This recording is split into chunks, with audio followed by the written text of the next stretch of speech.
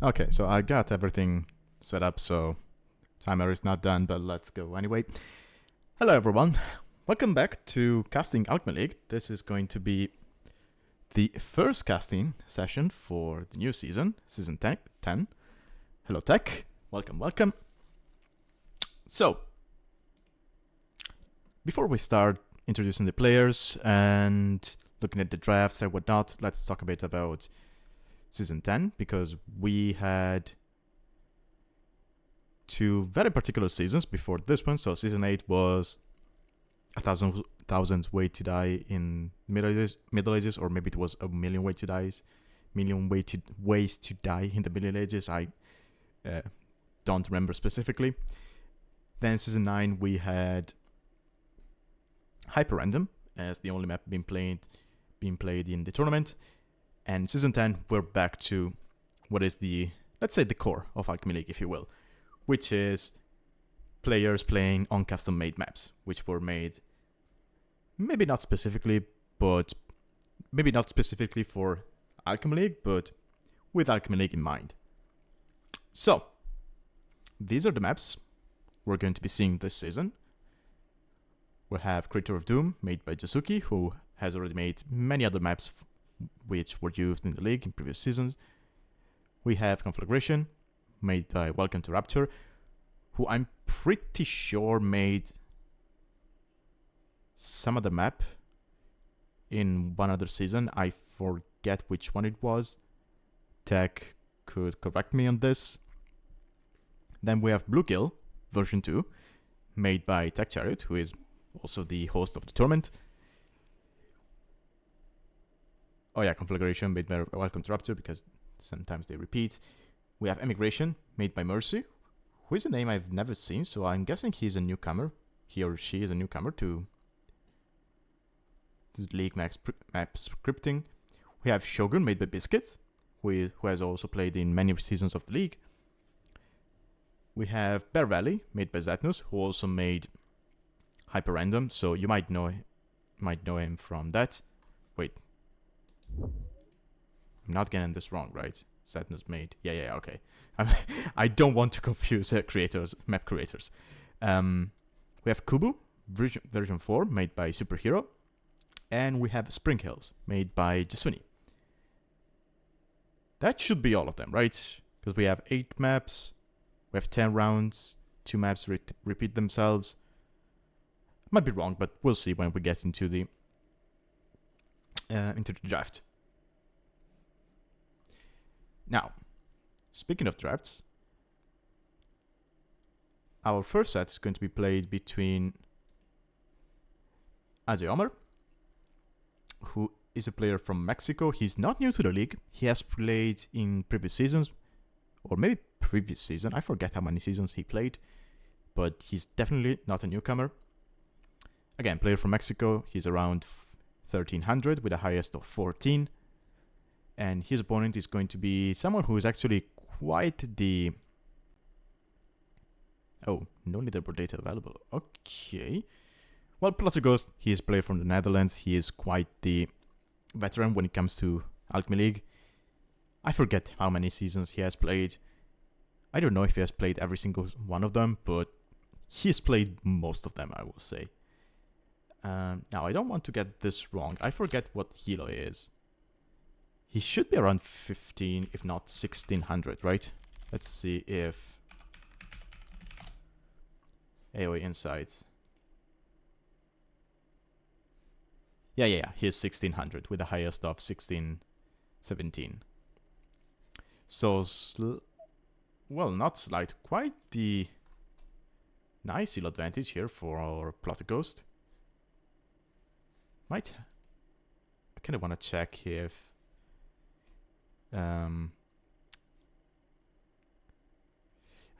Aje.omar got some handicap, but if I do that, I might spoil myself and you the results of the set, so I won't do it. We'll take a look maybe after the games. Actually, we can check in-game, because if you have a handicap, then you're going to have more HP on your vills, you're going to have more standard resources and whatnot, so yeah, we can check in-game.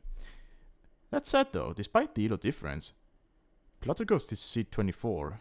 Aje.omar is seed 26. So it's not that far away from Pl0tterghost. So this could be interesting.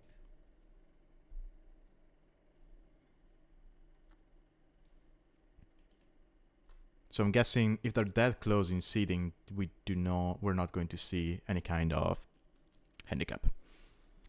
Okay, but enough about that. Let's take a look at the maps, shall we? So, map of the round is going to be Crater of Doom. So that's going to be the map for game 1. Now, this is either Pl0-2 or Pl0-3. It really depends on the players.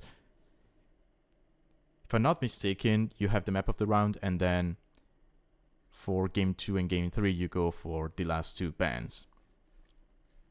The way the draft works.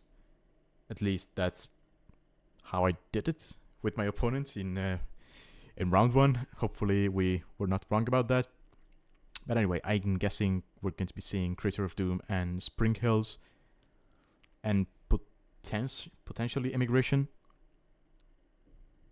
We'll see. Anyway, Civ-wise, this time around the draft is crazy. So, in previous seasons, some of the newer civs introduced with DLCs were not allowed. So, for example, we had no Wu, no Wei, no Shu, anything from the 3 kingdoms in previous seasons. And initially, we were supposed to not have the civs from the Chieftains expansion. But in the end, they were allowed. But as you can see, we have, 15 random bans? No, that's more than 15, right? 5, 10, 16 random bans, okay.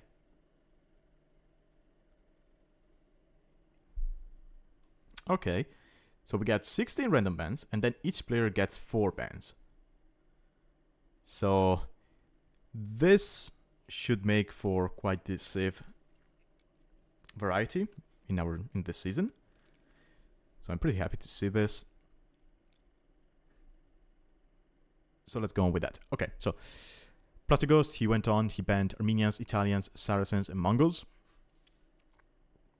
Aje.omar, he banned the Huns randomly, which is interesting. He probably forgot. I don't know. And then he went on to ban Persians, Mapuche, and Malay. As civ picks, we have Malians, Magyars, Romans, Bohemians, and Berbers for our Pl0tterghost because Khmer were banned. If it wasn't for the Bohemians, I would say that Pl0tterghost really likes his Cav civs. Then for Aje.omar, we have Tatars, or Tatars, I don't know what's the right pronunciation. Koreans, Incas, Celts, and Portuguese. So I would say this, you have more variety on this draft, right? The plan on this one is quite easy to see. It's mostly cavalry. Malians can do something with infantry, and Bohemians can do something with unique units, but it's going to be mostly cavalry.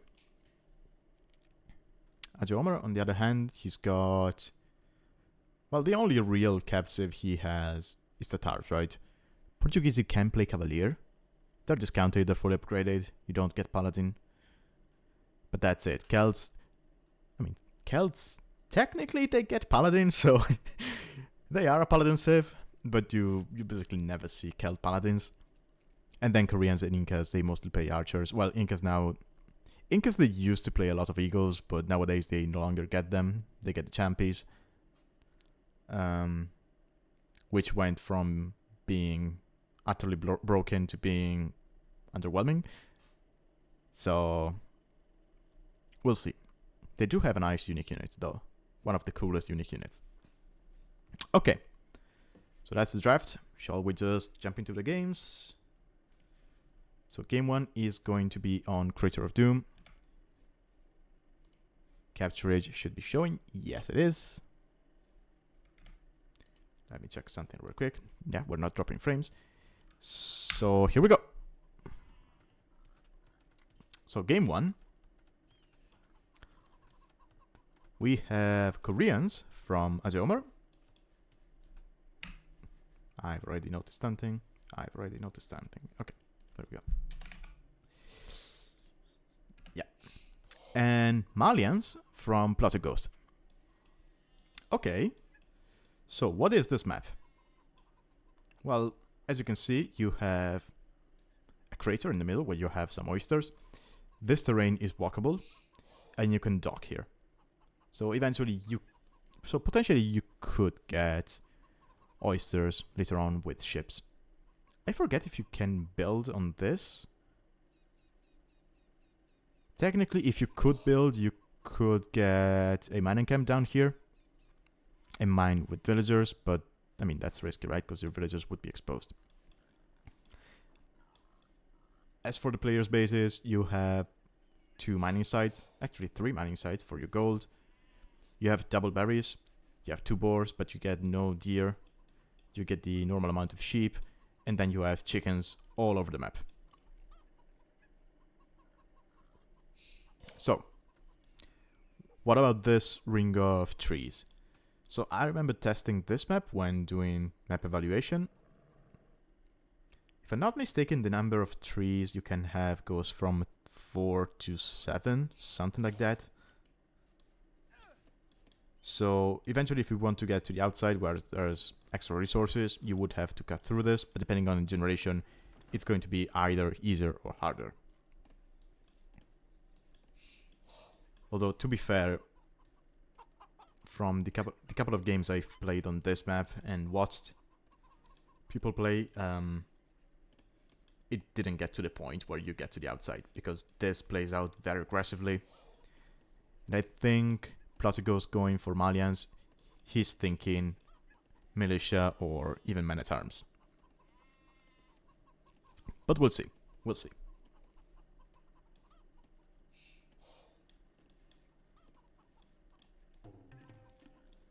So Koreans, on the other hand,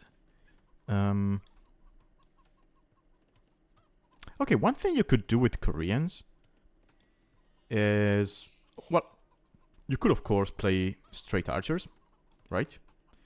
Your golds are not that far away from your TC, so it shouldn't be too difficult to protect them. You could maybe make an argument for FC unique units on this map, because yes, you're very close to your opponent, but depending on how your stone spawns, it shouldn't be too difficult to wall it in and just go FC, right? For example, here Aje.omar could just wall to the house, and then from the house to the wood line, and that stone would be safe. You do that on the other side, you have gold and wood safe, and that's it. That said, both his berries are very exposed. That's not the case for Pl0tterghost, because he's got some berries in the back. But yeah, I don't think we're going to be seeing any fast castle kind of play here. Okay, Pl0tterghost gets the first hit, and that was from uphill, so he's going to deal extra damage. Aje.omar, he's running, he could, yeah, Pl0tterghost just goes back because he doesn't want to get hit from uphill.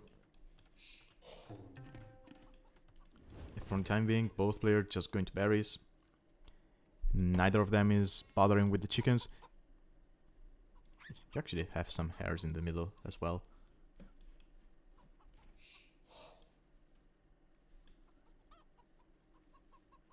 Okay, do hares and chickens actually get along? Because I'm quite used to seeing both of them, right? Both animals, because, I mean, growing up, most of my family members had chickens, and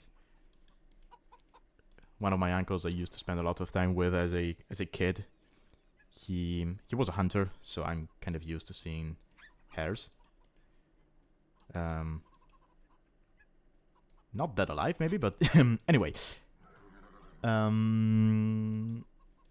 never seen the two animals interact with each other.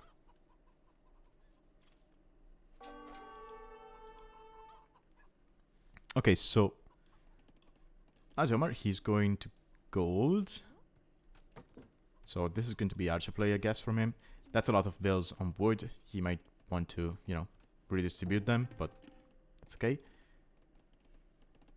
And Pl0tterghost, he's not on gold.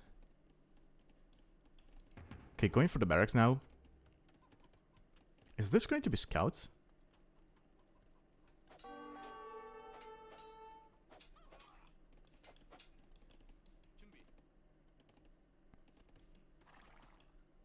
think this is going to be scouts. Ooh, Aje.omar, he's going to be up to feudal, but no barracks yet from him. Ooh. Yeah, he forgot the barracks. So he got to feudal, he probably panicked because he wasn't able to build a archer range.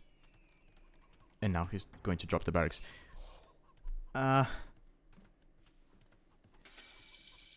Yeah, so basically he was up faster, but he couldn't capitalize on his advantage because he didn't have the barracks yet. Yeah, it's going to be a stable from Pl0tterghost. If Aje.omar spots that... Yeah, it's unfortunate he doesn't spot that, but I mean... He sees nobody in gold. Now, I don't know if he was there with the scout or not, but if he sees a stable, you can just, you know, kill a couple of spears and you should be fine. Just get the numbers out. Okay, yeah, you see the stable, I think this is where you immediately make a spear.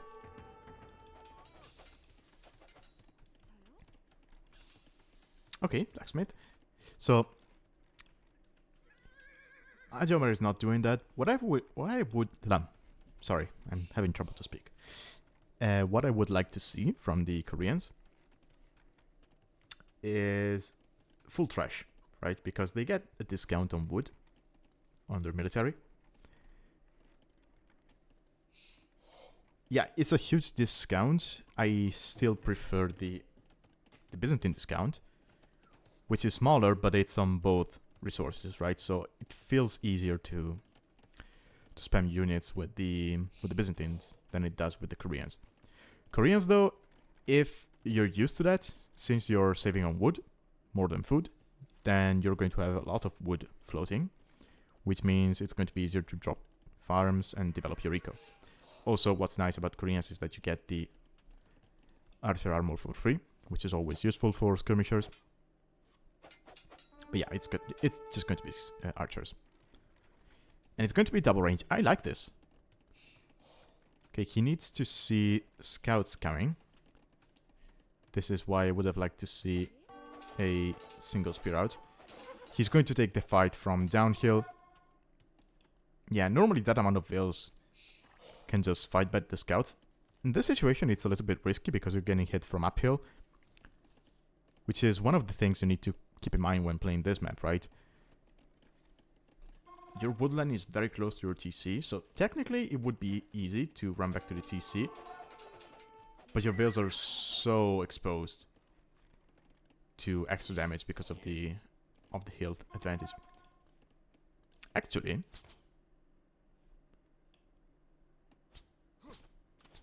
I forget who it was of the two. I think it was Aje.omar. He had Tatars in his Civ draft. I'm surprised he's not going for them here and opts for Koreans instead. Yeah, the hill can be brutal. I mean, imagine if Aje.omar went Tatars here and opened Men-at-Arms and he got on the vills. Oof, that would have been so much damage. But anyway, so both players just developing the eco. Not slight advantage, huge advantage for Pl0tterghost. He's got both eco upgrades. Aje.omar, he's missing the horse color upgrade. And Pl0tterghost, he's going to come forward with some skirms. So Pl0tter, he opened scouts. He found some damage because he killed one vill. And then he figured, you know what? I'm just going to stay on skirms now. He probably... Does he know about the double range? Okay, he doesn't know about the second range. He only knows about one. Interesting. Okay, that will go down. Nice.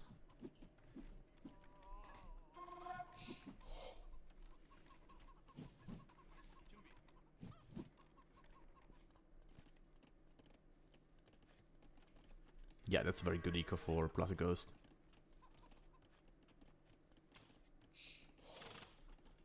Maybe he doesn't need to idle his TC for one single scout.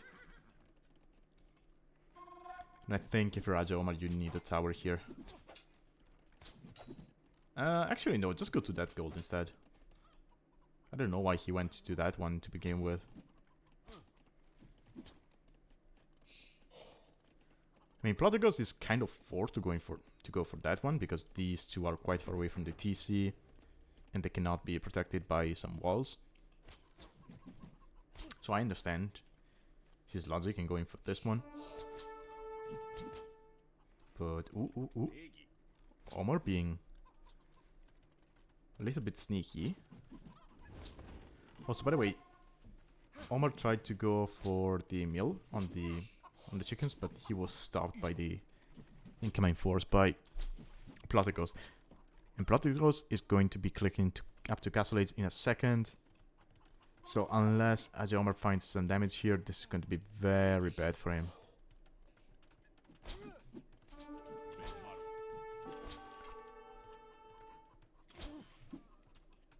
Okay, Pl0tter is pushed off gold, but he's up. And he already has a stable. He's got a market. So even if he loses this gold, he doesn't have to worry too much. Okay, Pl0tterghost taking a bad fight here from downhill. But Omar, he was not looking. And now he might lose the fight. Yeah, Omar is not looking. Is he distracted? At home? No.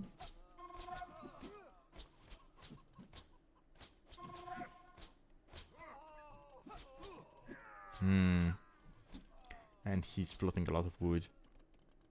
He needs market. Oh, he's on stone. Okay. So he's thinking, okay, I can pretty much defend here. Let's go up to castle, drop a castle defensively, and then we can have war wagons carry us, basically. Given how strong the war wagons are.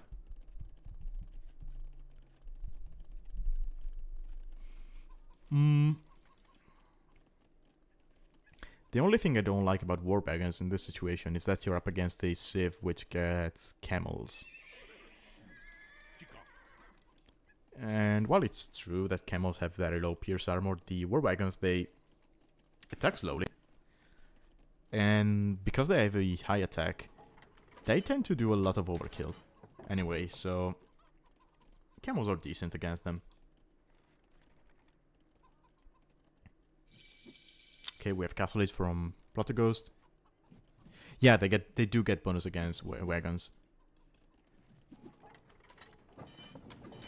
And it feels like wagons are not as good as archers against the camels.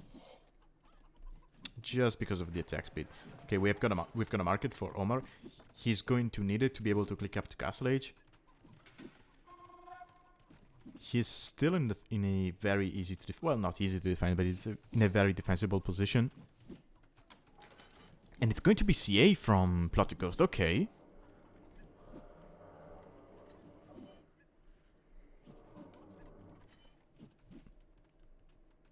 Okay, so it's 9:30 in the evening, and my neighbor is drilling his walls. I don't know why, but anyway, back to the game. So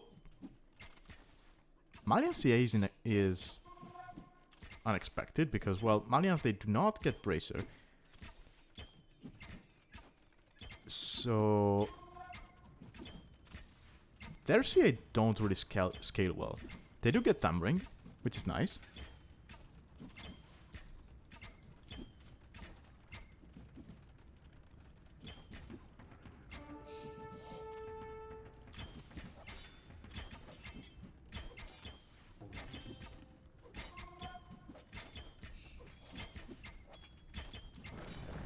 So I guess they could get the job done in Castle Age.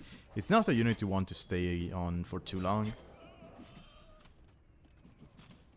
But yeah, Pl0tterghost is going to be able to find some damage here.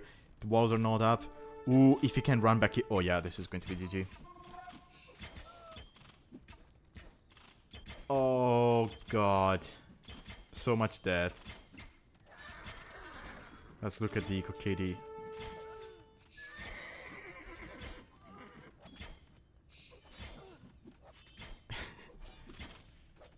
I mean, the tower will go up eventually, but the CA can just sit in here between the tower and the mining camp. And the TC will not be able to range them.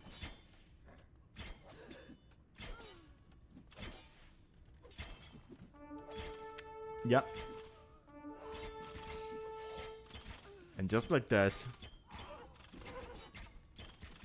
these CA have killed almost 20 vills. And Omar is down to 16 vills. Pl0tterghost is up to 60. 3 TCs. And this is going to be GG. Oh, Fire Lancers, okay. They're nice against cavalry, but not CA. Yeah. This is tough to watch. Okay, forward siege workshop. I like that.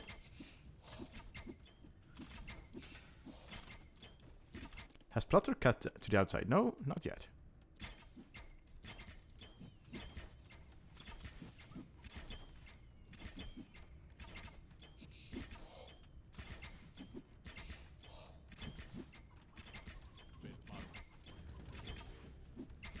Does Omar know about the siege workshop? He doesn't. The thing is, he's got 18 vills left. He's making more. He's got enough stone for a castle, potentially, but... yeah, he's going to see the siege workshop. Mangonel is coming up. Rather, coming out. So, even if Aje.omar rushes with all of his vills here to drop a castle, the CA and the Mangonel is going to be enough to... the CA and Mangonel combination is going to be enough to deny that.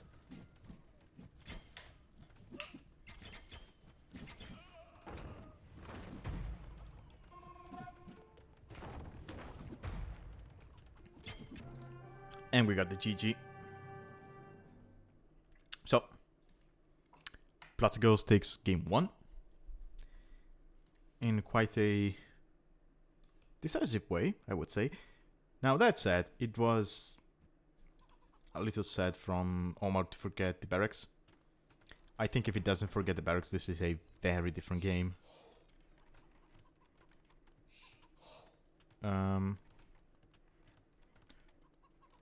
I mean...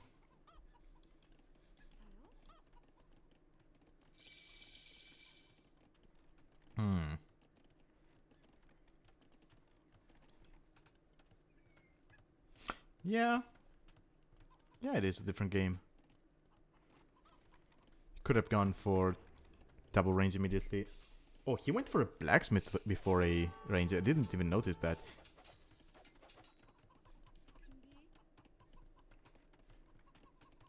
Yeah, I think overall it was just an issue.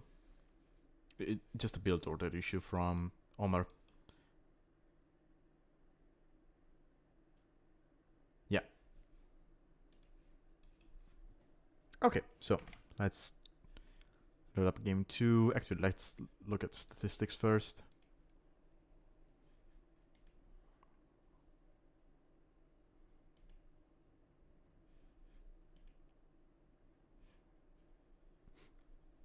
Yeah, he was faster by 30 seconds.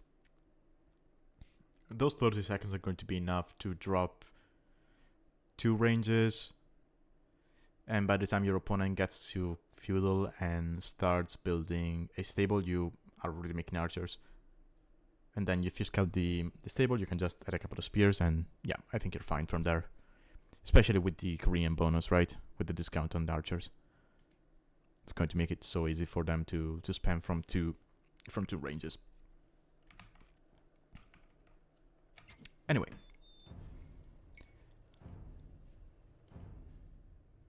Let's go on to game 2, which is going to be on Spring Hills. Okay, so Spring Hills. The whole idea about this map is that you start with 4 towers, which can range your TC, but your TC cannot range the towers, and the towers are not in range from each other. So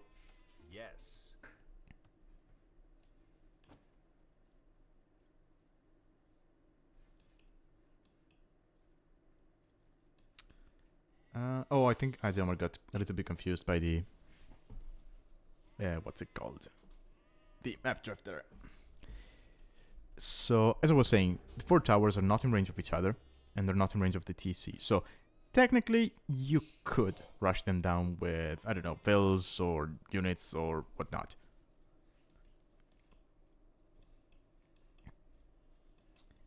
Now, as you can see, you have quite a lot of resources around your TC. So you have 8 tiles of gold.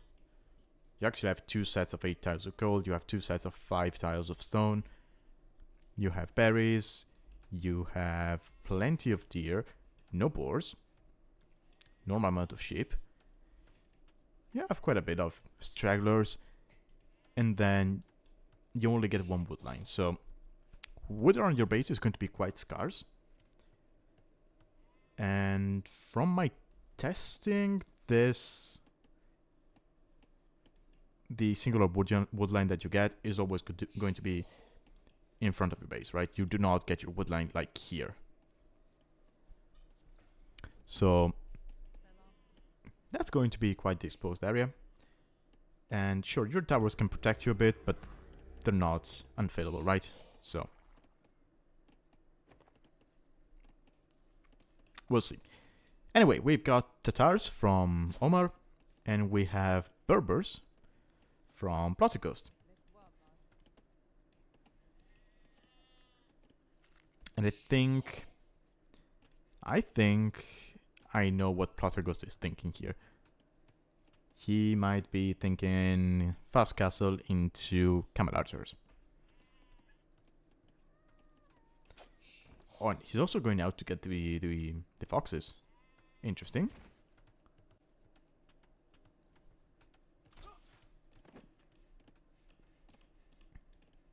Yeah, as Tech is mentioning, this map is very open. So mobile units are going to have a lot of fun here. And Tatars, it kind of makes sense, right? There's a lot of hills. Of course, your TC, or rather your starting area, is on a hill. But then you got smaller ones all around the map. They're not as big as the ones you get on Arabia, for example, but I mean, the Tatar bonus and the extra damage from higher elevation, it will apply no matter how big the elevation is, right? So even this much is enough to trigger that. So you don't really need big mountains on the map to get some advantage.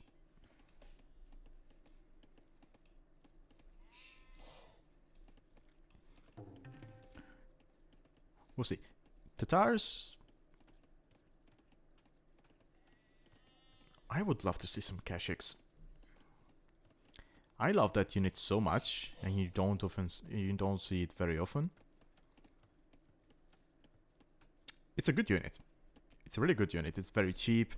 It has nice stats. Lots of pierce armor, especially in Castle Age. It generates gold while it fights.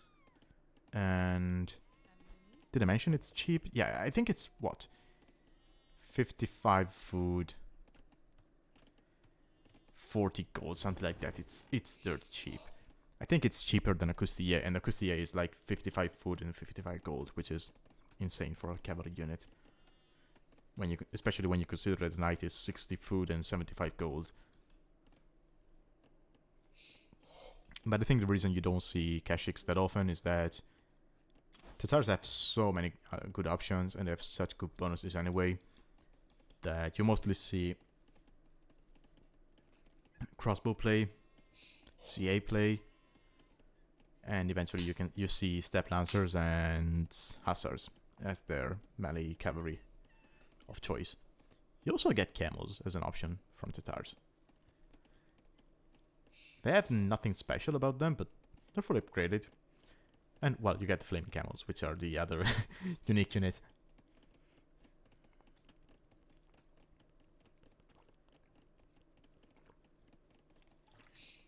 As you can create from the Siege Workshop. Oh, okay, I was wrong. Pl0tterghost is not going fast castle. He is going for feudal play. Omar? I mean, farms in Dark Age. He hasn't pushed all of his deer. Huh. So I was about to say farms in Dark Age and 23 vills. Makes me think of Fast Castle. But at the same time, he hasn't pushed all of his deers. He's going for a barracks now, so he might be thinking feudal play as well. Okay. Yeah, I agree. If you're going feudal, just go scouts. I don't think you can justify archers on this map with the towers. Scouts can kind of dodge the arrows and run around. Archers, they move slower, so it's not going to be as easy. Although,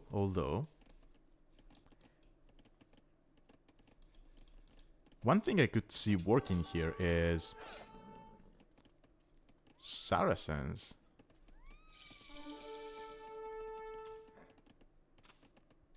Because as I mentioned, you don't have your towers in range of each other or of the TC. So, I mean, Saracens archers, you could just sit underneath the tower and take it down.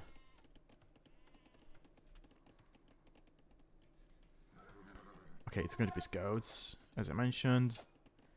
3 already out. We have a spear on the field from Pl0tterghost. Omar's making one himself.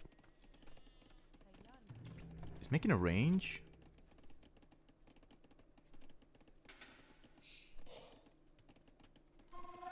Honestly,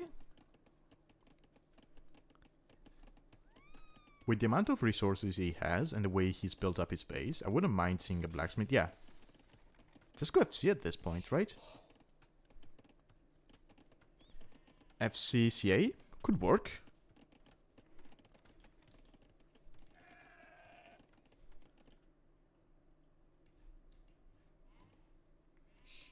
Oh, actually there's extra sheep on this map. Ooh, that's nice for Tatars.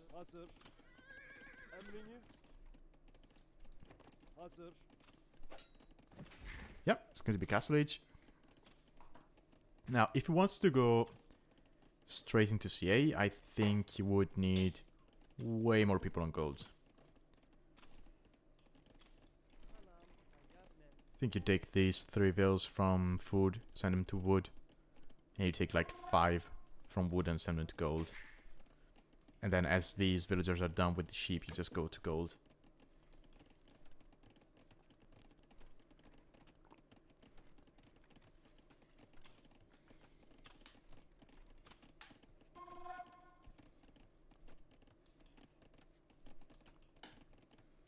Oh yeah, that's a lot of wood. Okay. Second range. Okay, Pl0tterghost is switching to archers. Or rather skirmishers. He had some archers in queue. He should know at this point that this is fast castle cavalry archers, right? Vilgo will go down. Yes, she will. No, she won't. Okay, nice. Okay, he's going to wall her in. The range is going to be delayed a little bit, but that's still okay. Oh, he's building the stable. Okay, no. Okay, he's going for the range before the stable. I mean, yeah, the stable is needed because you need bloodlines and what's it called? Husbandry. Would have liked to see a third range before that. Botkin arrow. Okay, this is a decent build from Omar. He's taken no damage basically. He lost some HP on some of his vills, but that's it. He saved this one. He's not going to be able to afford. Yeah, that's why I would have liked to see a third range instead of a stable, because you're not going to be able to afford bloodlines and husbandry straight away anyway. So you might as well have a third range to have more numbers out. I think you can just take down the scouts, no? You got Botkin, you got Thumbring for free because you're Tatars. Just kill the scouts.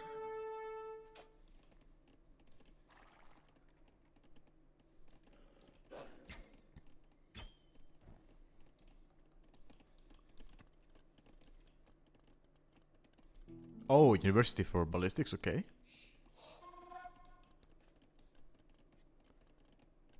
And Pl0tterghost. Okay, he's going to opt for a second. Oh, are we going to see janitors? Ooh, that would be fun, actually. I was about to say, as Berbers, I wouldn't mind seeing him go straight for the stone. But realistically, why? Right? If you go to stone, you kind of have to what's the word? To sacrifice some of your eco just for that, just to get a castle up. Whereas if you go for extra ranges and you go for janitors, you can just use those veils for, you know, proper eco, like more farms. Eventually drop more TCs. This would be a very good spot for the TC.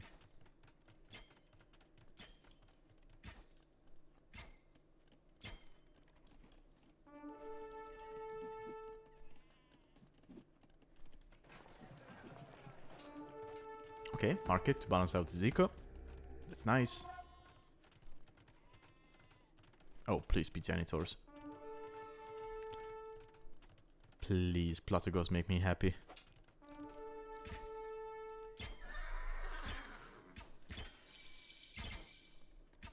Oh, it is! It is!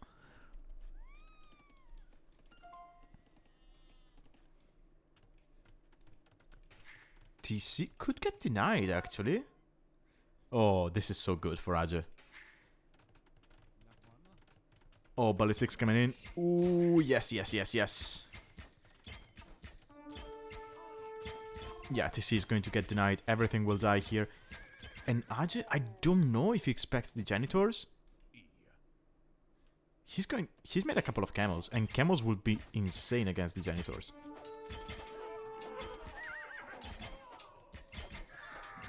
Oh, TC will not get denied.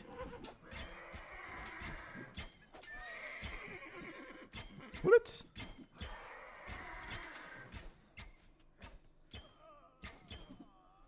Oh yeah, it will get denied. Ooh, that's an out TC. Okay, okay. Is it going to be... Ooh. More kills. Ballistics is in. Ballistics, Thumbring, and Husbandry. Yeah, these things, they can just run around and kill everything without getting sniped by the janitors. And now there's camels, and janitors, they're great against CA, but they will die to these camels.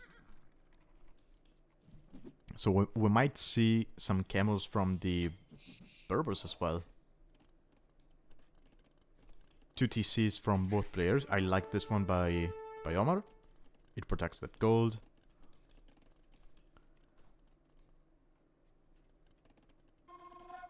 Yeah, another nice spot would be over there.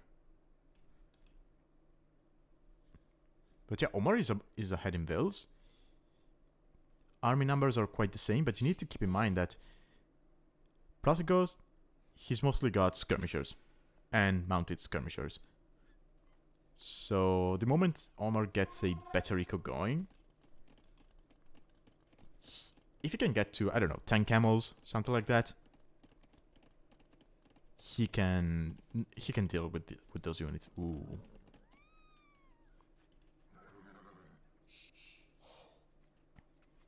Pl0tterghost needs to start thinking about the switch. Okay, 30C is up for him, which is nice. Honestly? No. I was about to say, if you're Omar, go for stone and start working towards Kashyyyks if you see this amount of range units. But no, you would be tanking your eco. which is already quite weak from the fast castle play. Ooh, losing some CA for free there. Yeah, I think it just needs more camels here.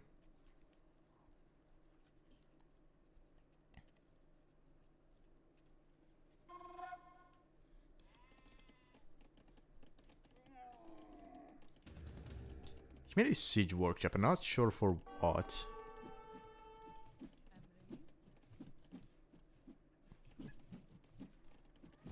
What does he know? Oh, he doesn't know about that gold. That's sad.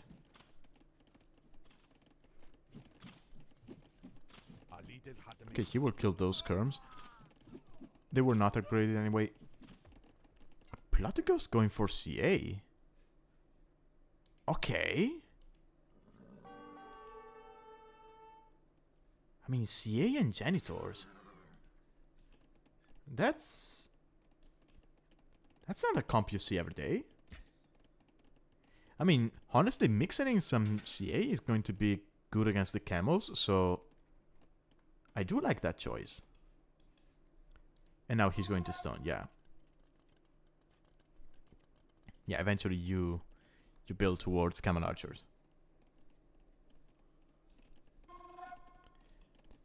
Scorpions now, I like that. So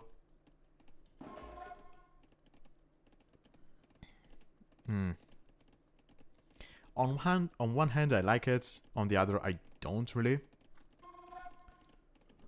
So it makes sense because they're against basically a mounted archer, well, mounted skirmisher, and generally speaking, scorpions are a good counter to CAs, so you might be thinking, oh well, they're a good counter to janitors as well, right? To a certain degree, yes, but Omar is falling into this kind of trap, which is making a little bit of everything. I think he should just stick to CA and camels. Or even CA and knights. CA and camels, it's easier to sustain because camels are cheaper than knights. But yeah, just make those two units. There's no point in making scorpions if you're already making camels. CA and scorpions would be an option as well. Just ignore the camels, but scorpions have no mobility. The camels do, so they can keep up with the CA. So I like that. I like that better.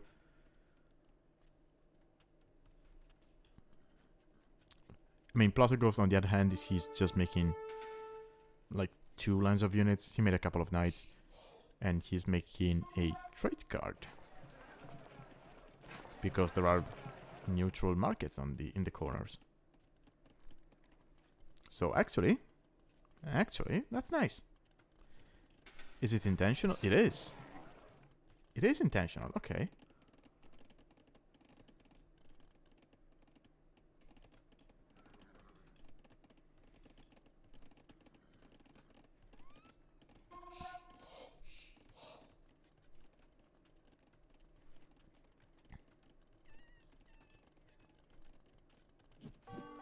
Okay, Pl0tterghost now is pulling ahead with Wills though, and that's because he was on 3 TCs.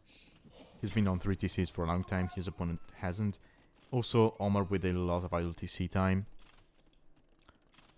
So he hasn't had an easy time keeping the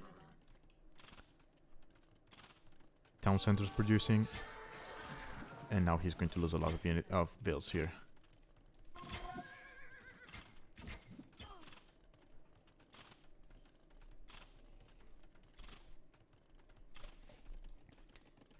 He's got enough stone for a castle, so that's an option.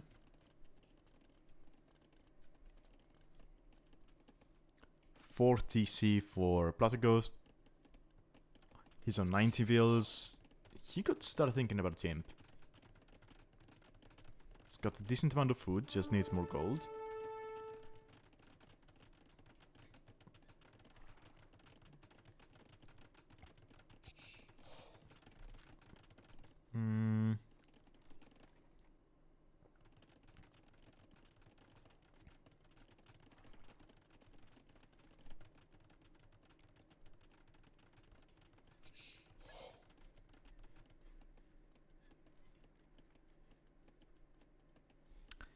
I think Omar's biggest issue right here is that he's not...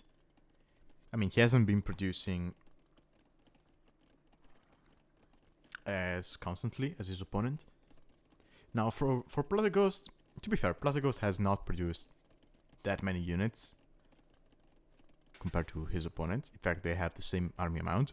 The thing is, Pl0tterghost went for filler play, and so his eco was healthier, right? He had a better setup. His opponent, he went fast castle, so he should have been making... He should have been dealing damage to his opponent, but he was not.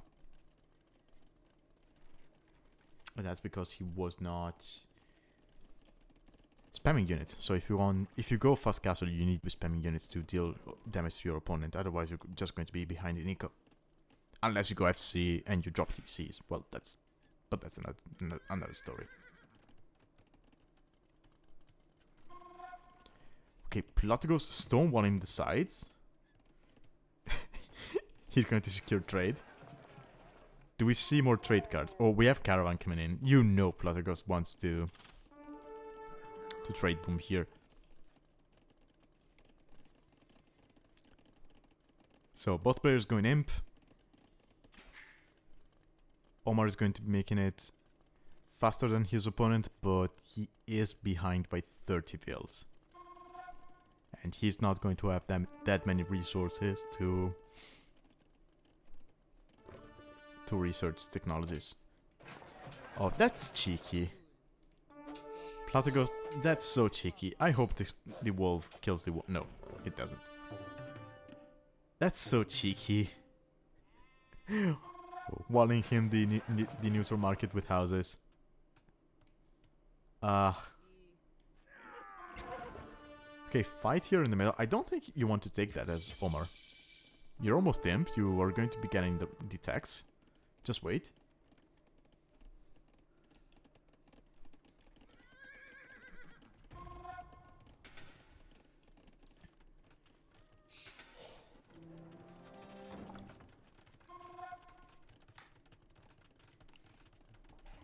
So Pl0tterghost is going to stay on CA. I mean, Berbers... I mean, their CA... They're not bad, because they get all of the blacksmith upgrades. But you do miss party and tactics. So I don't know. That's a ballsy castle. Oh yeah. Oh yeah, Pl0tterghost will deny that. 100%. Scorpions are coming forward. Okay, let's see.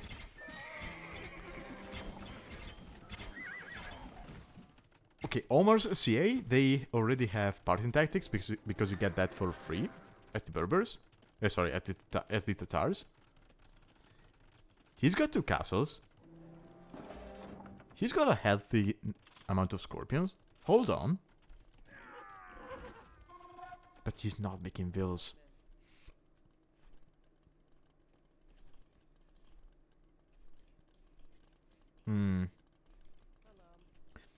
If Omar loses this, I think it goes back to him not producing vills and not having a healthy eco. Now, it's going to be 2 castle production here against 1 castle production. So Omar should be winning the trap war. Wait, is he attacking from uphill? Oh, it's not easy to tell.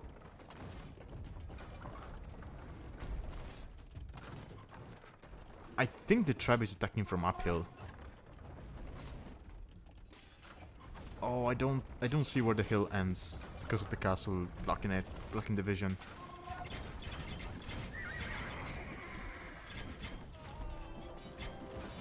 Okay, so this castle is uphill. Does this one count as uphill? With buildings, sometimes it's weird because just having like 1 tile on the higher elevation, I think it gives you higher elevation. I don't know.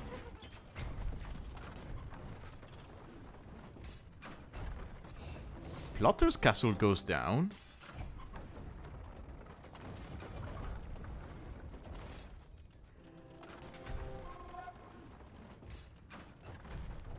Omar might lose his castle as well. He's not going to have enough stone to repair this. And he's not even bothering to attack the opponent's traps with his own.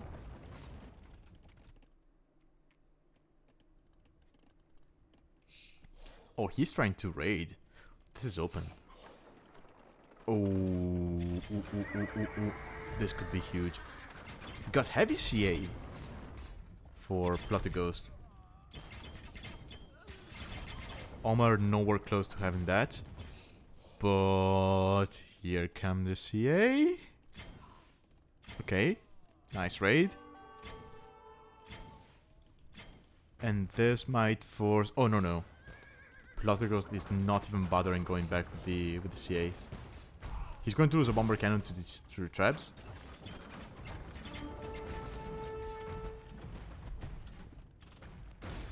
Ooh, that was what, 3 scorpions. I need to watch that again. Yeah, 3 scorpions to a single bomber cannon shot. That's insane. But this is insane as well. I mean, Pl0tterghost is ahead by 60 bills. So this is not going to be enough, but...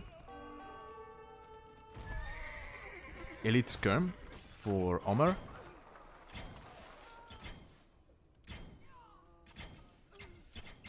Ooh, I like this. Omar is spreading out his forces to be able to raid more.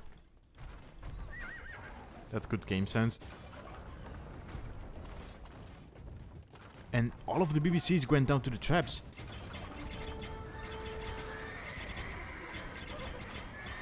These traps are not hitting anything but bomber cannons. Okay, thank you.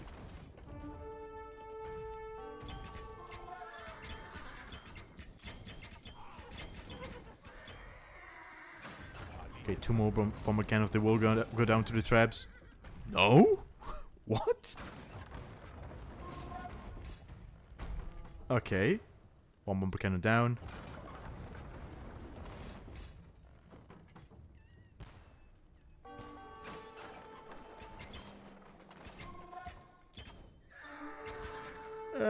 I mean...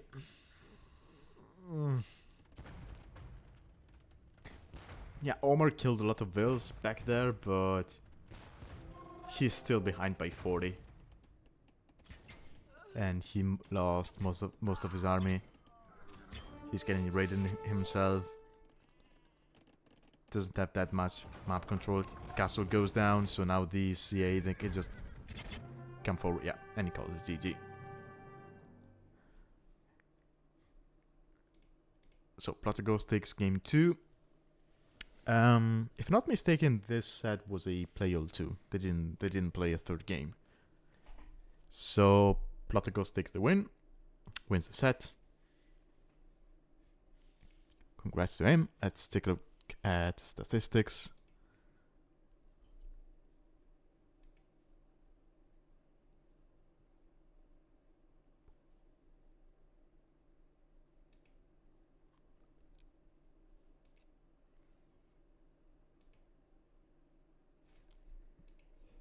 It's a shame. I think Omar had a very good chance there. I mean, right here. He got to Castle Age. He's got a window now, because Pl0tterghost hasn't even clicked Castle Age.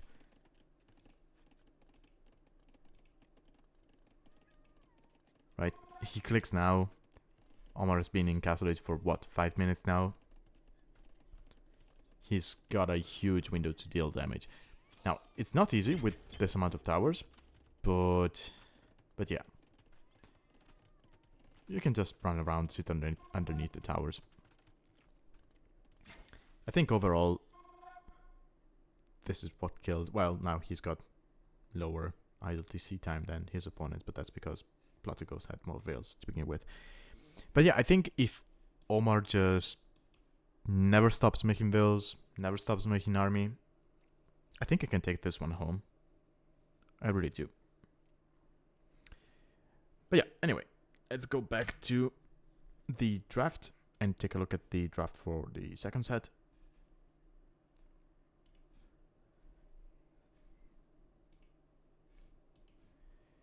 So for our second set, we have BenderAndChill against xRavyn. Let's talk a bit about the players and then we can jump into the drafts. So we got BenderAndChill. He's a player from Peru. Wait, actually. Okay, he's got a current elo of 1600 with a highest of 1845. Oh.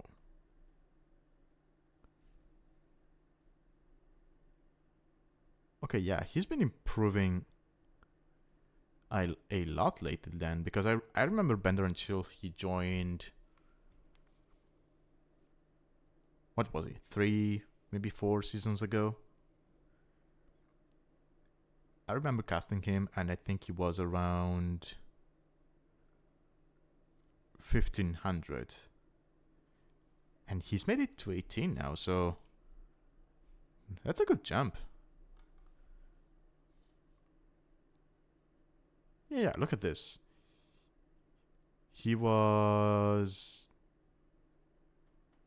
16 in January and he hit 18 in March. Yeah, this is a good progression. I mean, yeah, congrats, Bender. Amazing. So, anyway, this is going to be our first contendant. Our second player is going to be xRavyn, who is a true veteran of the league. He played Alchemy League Season 1, and then he was on and off from the league, mostly due to, you know, not really having time to play it. But if you've been watching either me or TechCast, you surely know this guy. He's a player from Armenia. He's around 1700 at the moment with the highest of 1794. So technically, Bender has a elo advantage over xRavyn when it comes to highest elo. But the thing is, xRavyn has been at this level for way longer than Bender has. So experience-wise, I would still put my money on xRavyn. But this should be a fun set to watch. So let's take a look at this at the draft. Of course, Crater of Doom is going to be the map for game 1, and then we'll probably see Bear Valley and Bluegill, right? Yeah, we'll see those. Save-wise,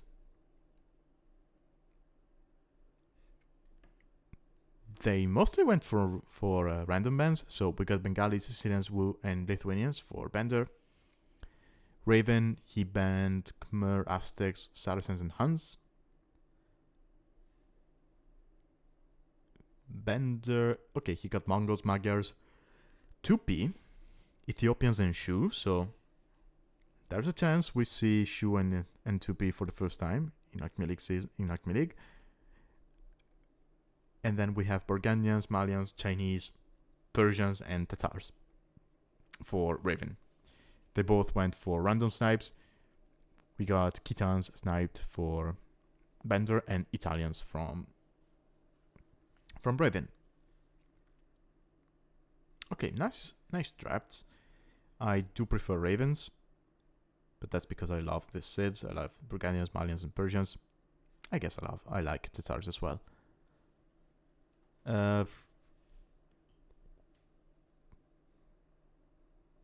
Yeah, no, these are civs I basically never pick aside from Mongols and Magyars, but that's just because of how strong they are. Okay, let me load up game 1 and we can jump straight into that.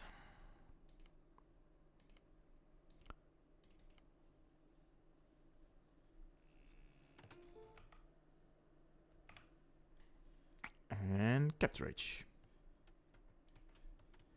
Okay, so game 1, we have Burgundians from xRavyn and Mongols from BenderAndChill. Okay, I mean, Mongols, with this amount of hunt on the map, if you can gain map control and keep it, you can just go around and hunt the chickens and the hares.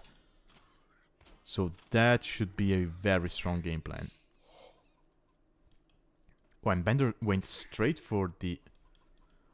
Ooh, Bender going for the lame. But Raven, yeah, Raven is not having it.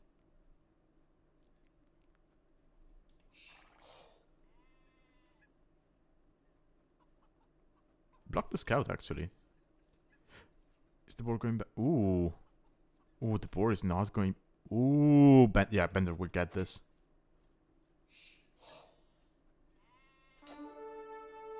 Yeah, Bender can get this. You're too close to the TC now.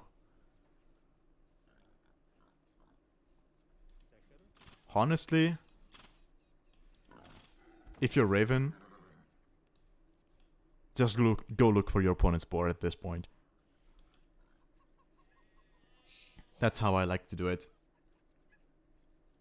If you're getting lamed, just lame back.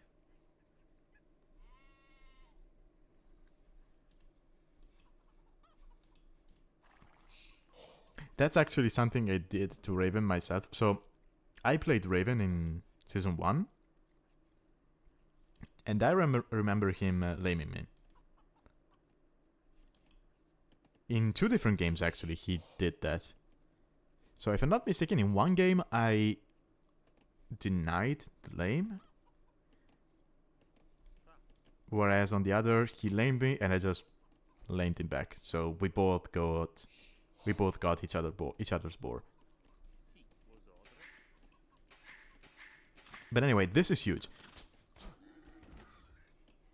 On one hand, because you're up against Mongols, and now they have 3 boars, and you have 1.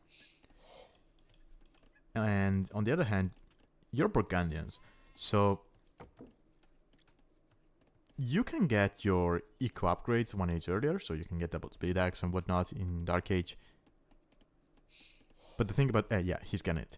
The thing about that is that you have to invest extra food in your normal Dark Age build. So Burgundians, they do tend to have a later feudal age compared to other civs. By about 1 vil, not by much. But you do tend to see that. And the thing is, if you're getting lamed, on top of getting a tech in Dark Age, you're going to have even less food, and you're going to be even later to feudal age. So, yeah. There's that. And I think the Burgundians' pick here for Raven was to maybe open up men-at-arms and then eventually keep on spamming Flemish militia. Given how close you are to your opponent, just go full aggro with infantry. But that plan is out of the window, right? Look at this. Bender is going to click up with 17 vils.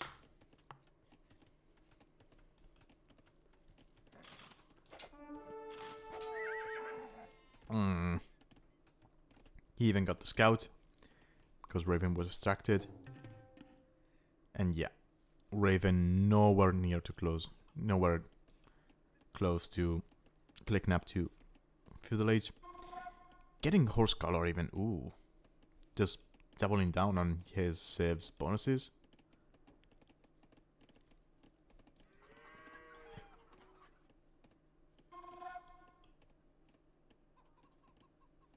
Is he trying to turn this into a fast castle? No way, right?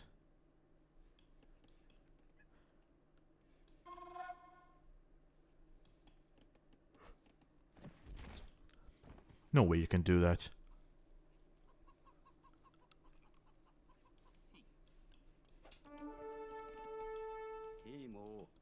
Well, we even have militia for Bender. Okay, Raven is going to see that. Yeah, Scout would not be able to block because it's very weak due to laming.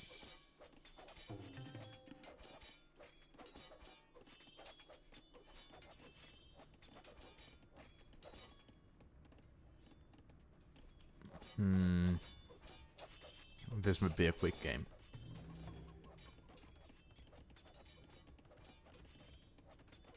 There's going to be archers coming for Bender and Raven. Oh, it's even going to be men-at-arms. So, okay, Raven is walling up. The only issue is he's not going to have access to gold. He still hasn't clicked up to field blades. Oof. And that those militia are attacking from uphill. This house will melt. There's no other way to put it. The house will melt. Ooh.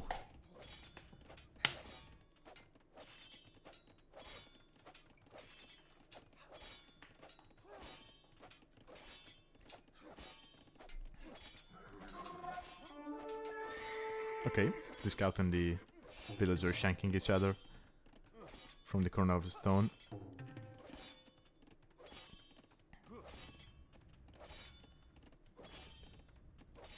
I mean, Bender doesn't need to go away, right? He can stay on this house, wait for the archers. Yeah.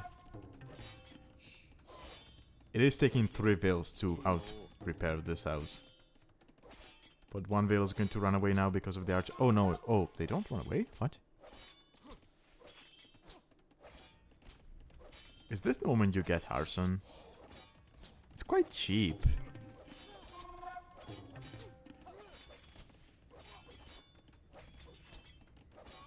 Careful, Raven. Careful. Okay. Okay. Now what? Okay, archer range, it's going to be scrum defense, I suppose.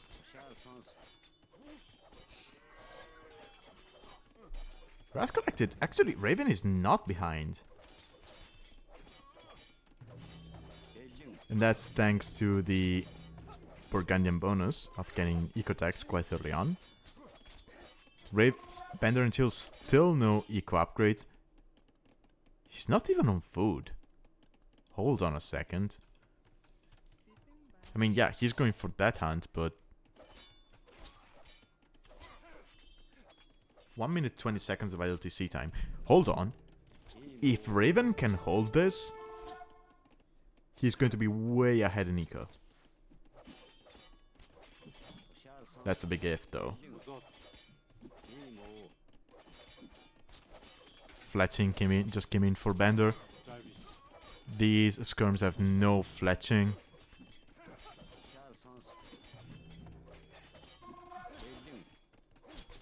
Is that a stack patrol thing?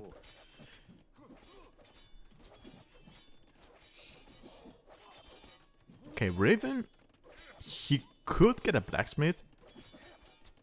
He's got enough gold to get both fletching and, well, he doesn't need gold for the armor, but yeah, if he can get fletching and armor on these skirms, then he's fine.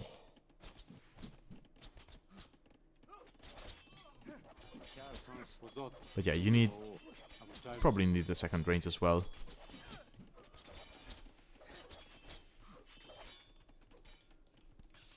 Okay, there's the blacksmith. Ooh. This is actually nice. Bender has been so focused on attacking this area that he's been ignoring this. So Raven has been taking rabbits and whatnot for free. He's going to reposition his lumber camp.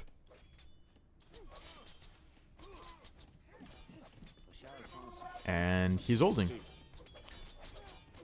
He's holding. He could even go out to gold if he wanted to. Honestly. Like, drop a tower here. Or here and start taking the gold.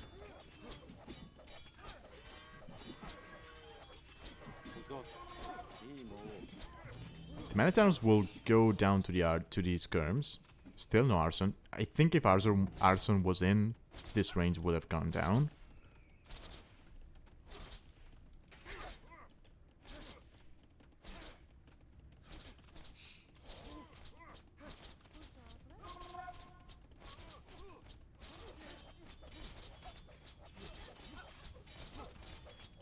So we're attacking the farm instead of the villager. Okay.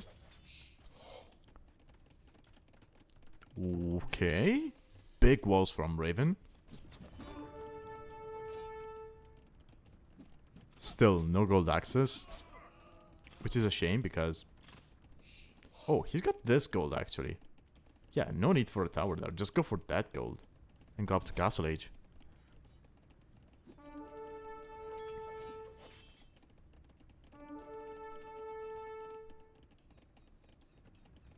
Heavy plow? No, I think that's a mistake.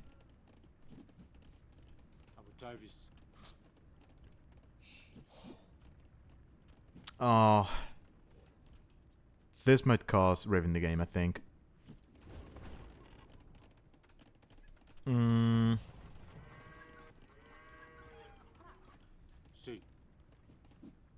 Yeah, Raven is going to be too late to Castle Age.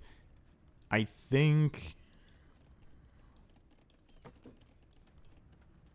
So, Raven held on very well. I mean, he lost 0 villagers. Still. I think if he goes straight to castle after holding like that,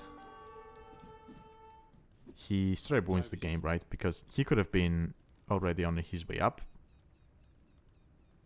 And a couple of knights, they just clean everything. But of course, I say that because I know that Bender's eco behind this was basically non-existent. He's still behind by 10 builds. Raven, of course, does not know that. He doesn't know that Bender, yeah, he was very aggressive, but didn't have that much eco.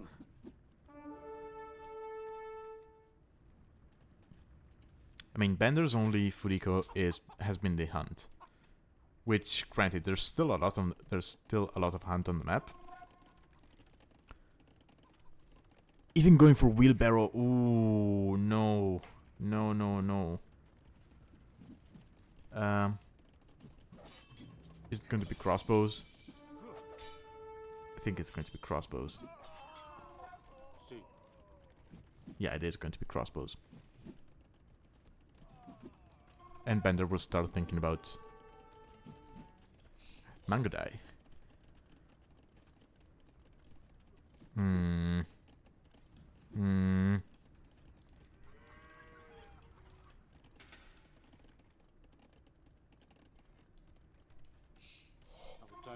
Yeah, these crossbows are going to be enough to clean the skirmishers. Raven only just now clicking up to Castle Age. I mean, his base is... He cannot take damage here, basically. He's going to lose some farms here on the front. But aside from that, everything is pretty safe. So there's still a chance. So Borganians, aside from being able to get eco upgrades 1 age earlier, they can also get Cavalier 1 age earlier, and it's cheaper. So if Raven can capitalize on his eco advantage, because look at that, he's ahead 1k5 resources collected, and I think that's his intention. Yeah, double stable. We might even see a third one. He's got safe gold. He's got safe farming eco. Kind of.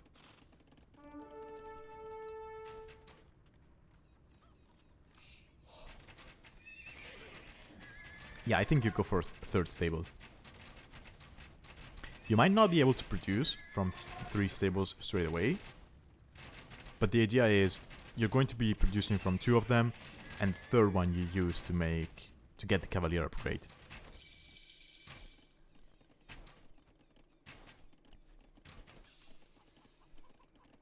No, cancel those.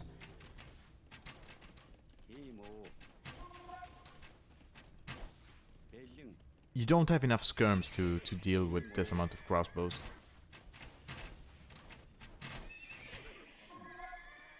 That's a mistake. Oh.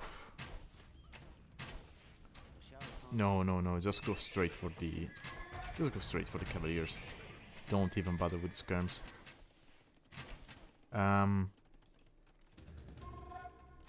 Okay, this might be over. Okay, Bender behind us. Still no farming eco. Okay, he almost has enough for a castle, so I think this is going to be mangonel. And we're going to see a forward castle. The only question is where? Like, do you drop it here? Do you drop it here? Do you drop it here? I would personally go for this. But we'll see.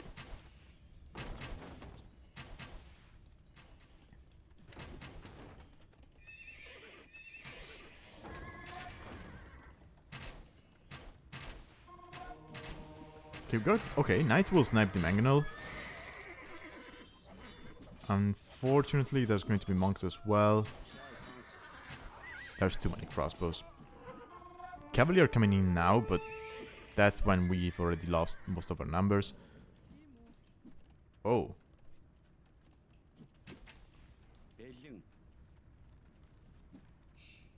Hold on. Hold on, is Raven? Dude. Is Raven? Okay.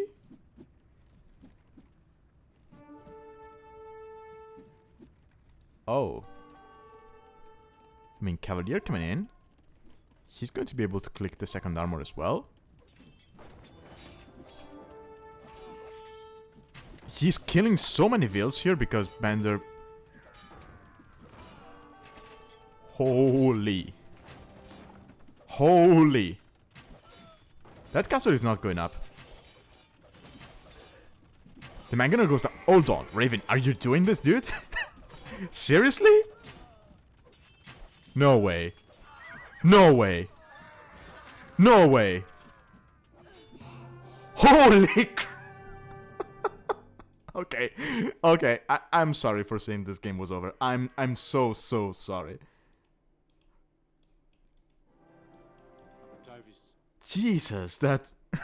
What a comeback, dude. I was not expecting that. I mean, the moment they saw the mangonel out and the amount of crossbows, I thought this was over, but what do I know? and Raven is in chat. What do I know? That was okay. That was insane. I know nothing about this game, and oh. But yeah, that's the power of the Burgundian Eco, right? You just survive and you crap all over your opponent, I suppose. I don't know. Okay, that was insane. Probably the best comeback I've seen in the entirety of Alchemy League. I don't know. Survive and pray, yeah. Holy. I mean, he got lamed. I thought he was dead. He got 2 Feudal Aids at what? 12 minutes? I thought he was dead. Actually, at this point I thought he was fine because he was holding, he was getting his eco up. Here I thought he was spending too much time in Feudal Age, and I thought he would eventually die to the Mongol Castle Age timing. He still holds on. Here I was thinking, okay, if he goes into Cavalier, then we've got a chance. I see these current upgrades. I think that's a mistake. And I think we're dead. I see the mangonel come out. I think he's dead. And then he just cleans everything up and he proves me wrong. Bender comes forward with Veils, but the crossbows are out of position. That was insane. What a game.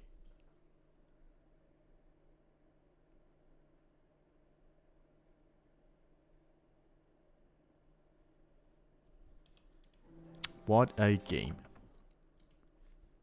And we got 2 more. We got 2 more. Hopefully they're just as good as this one.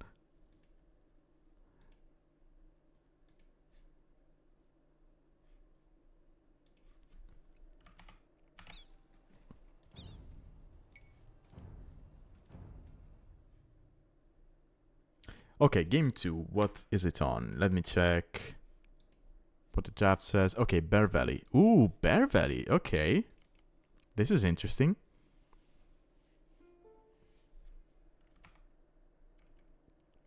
Okay, so.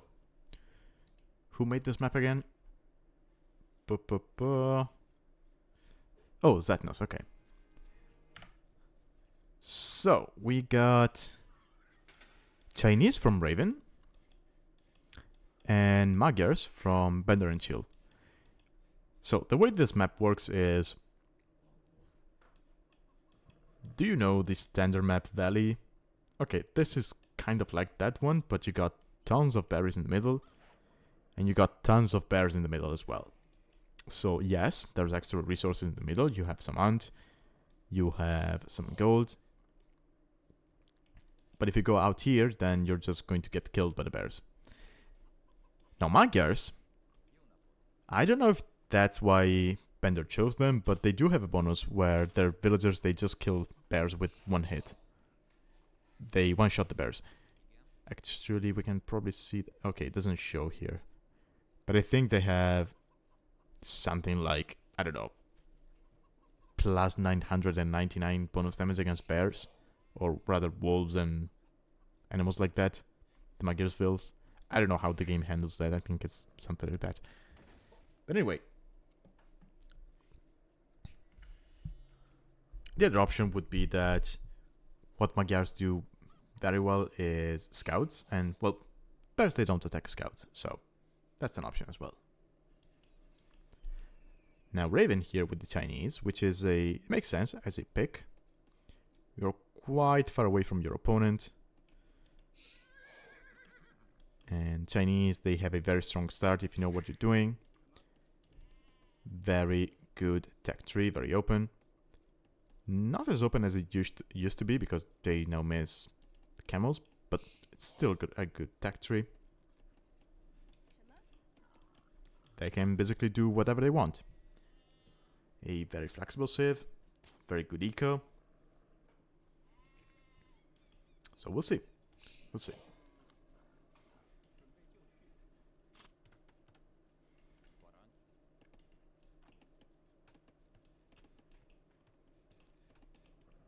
So you have standard resources food-wise around your base. So you don't really need to go to the middle to get up to feudal age and whatnot. Actually, I guess you make... Yeah, you're missing the deer. Yeah. Oh, and you have no berries. Okay, I take it back. You have no... You don't have standard resources. Okay, xRavyn getting 2 hits for free. That's nice.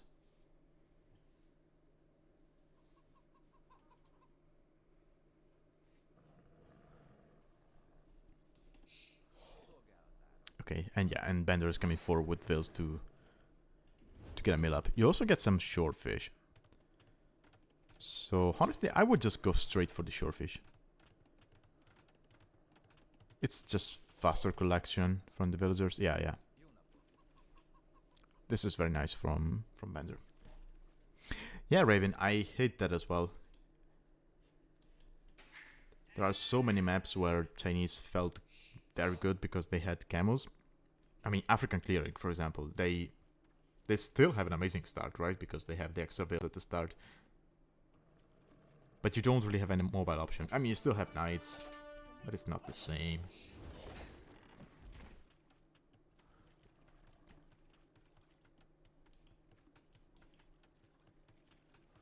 But yeah, to me, Chinese, they should still have camels. And you can't even make an argument of, well, they got fire lancers, so they should be losing the camels, because then Khitans, they have camels, but they have fire lancers as well, so... So no, that argument doesn't... Ooh! Okay, xRavyn almost getting trapped. Are we going to have a Vil fight? Okay, xRavyn is not up to feudal age, Bender is. There's more Vils here for xRavyn.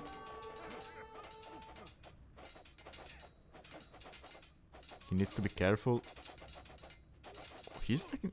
Okay, he's focusing on the mill instead of the Vils. Okay, that's interesting. forward barracks for Bender. Sure.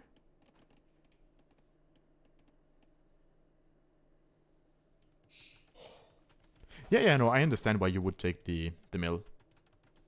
I mean, you have more vills anyway, so he's not going to take the fight because you have more. So you might as well just take down the mill and make him waste 100 wood. Because now, yeah, he has to walk back.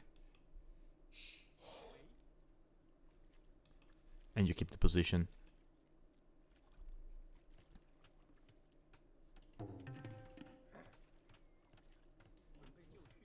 Raven should be able to click up now. Yeah. He will. And the thing is, Raven has farming eco at home. Bender does not. So losing this for Bender was actually pretty huge. Because now... Yeah, he wanted to go for scouts, but he's got no food eco. And he's not on gold, so he cannot even switch to archers, which I probably would have done in this situation. Right, you're off food, you might as well just drop a range and go for some gold at home. Or something.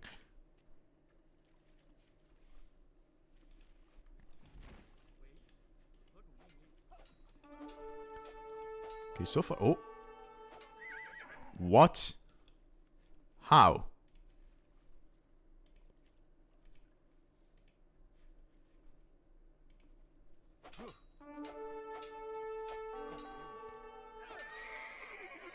That's a long-range knife if I've ever seen one. But anyway, ooh, and he's going to lose this will as well. Okay, now this scout is quite scary because it's got +1 attack for free.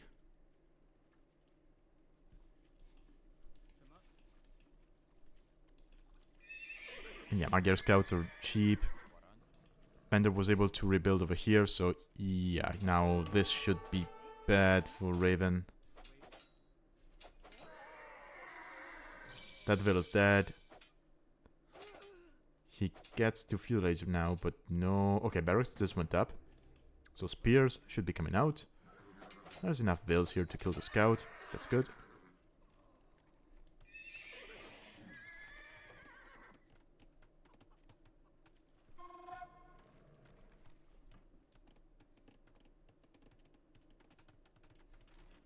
And overall, vill numbers are basically the same. But yeah, Raven getting eco upgrades. He's got the spear here, so the enemy scouts are not going to do anything. Bender sees the stable, decides to go for a spear himself. And honestly could even use the spear to take down his opponent's spear, right? That's the other nice thing about Magyars. If you find yourself in a scout war, your scouts are going to be better because you get the +1 for free and they're cheaper. And if your opponent goes for spears, you can just go for spears yourself because your spears are going to be better as well because you get the +1 for free. Raven realizes there's no point in staying here and just goes back with the vills. I like that. Yeah, just get farming eco up and going. No way he gets that vill. No. Dude. Oh, and he runs away. Of course he does.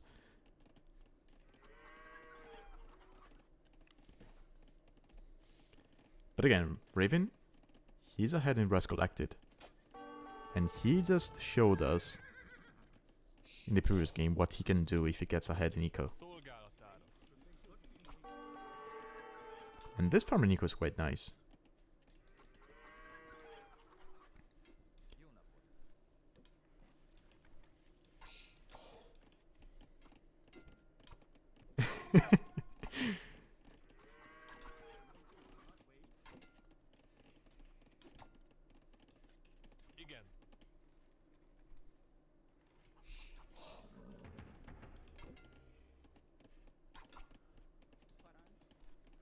Okay, Raven, I mean, 16 farms, he's on gold, so he's thinking about Castle Age. And honestly,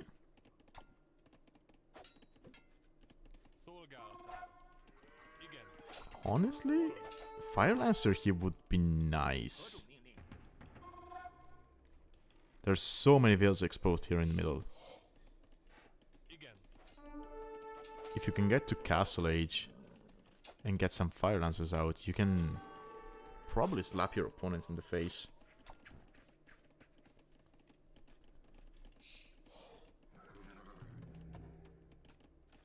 Okay. Archer range. I mean, if you can get, I don't know, 5 archers out without being noticed, and you get here, you can basically massacre this whole eco, and that would be GG. Oh, you hate lancers? Okay, never mind then.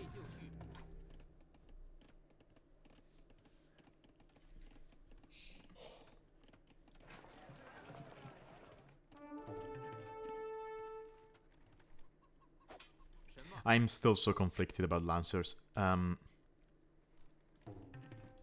used to love them when they introduced them because nobody was using them. Then they gave them a couple of buffs and people realized how strong they are and everyone started using them. So now I don't really like them. Unless I'm playing Koreans. If I'm playing Koreans, I do love the lancers.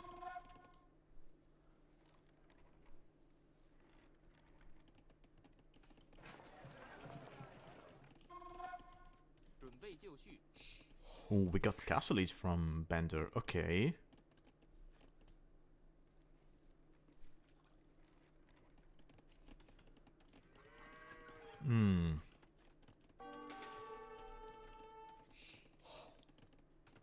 And Raven kind of sensing that his opponent might be up to castle, he starts to wall. And again, he's ahead but almost 1k resources, so if he can hold this position, he should be fine. Adding archers.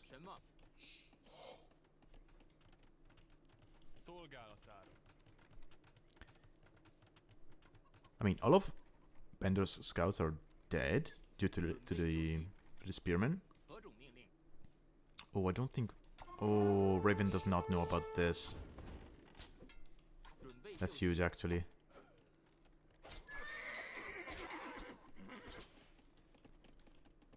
I mean, he could still find some damage over here. Those scouts can get on the gold, those. Or even on the wood line. Ooh, nice. Nice. Too many vills. Too many vills.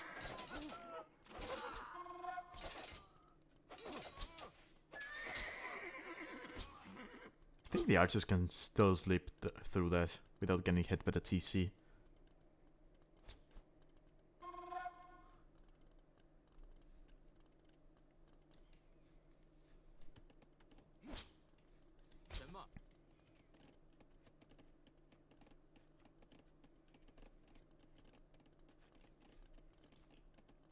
But yeah, Raven is fine here.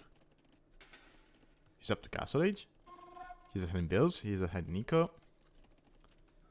He's going to lose some map control over the fact that his opponent is going Knights, which are going to be fully upgraded. How many stables? 2 stables, okay. Ooh, still dealing some damage over here. I don't think... Oh, no, no, no. We got 3 eco kills. No, just 1 eco kill. So yeah, he's not getting bills, but he's delaying it. He's delaying the gold income. If you delay the gold income, then there's not going to be as many knights. Ooh, there was a hole on the wood line. There's always an overchop. That's sad.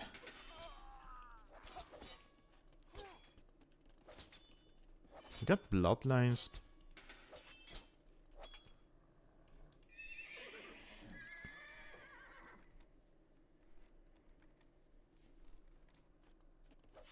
Bloodlines. Okay, so is it going to be knights?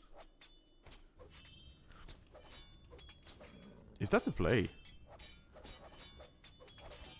Oh. so... Oh, okay, that's that's sad. So was the plan knights? Or was the plan camels and you realized once you got to Castle Age, oh wait, I don't have camels anymore.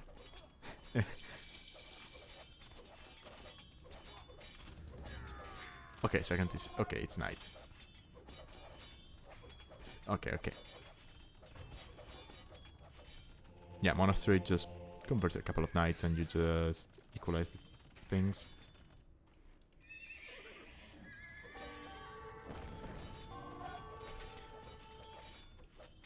Now the awkward thing for Raven is going to be that he needs knights defensively and his table is forward.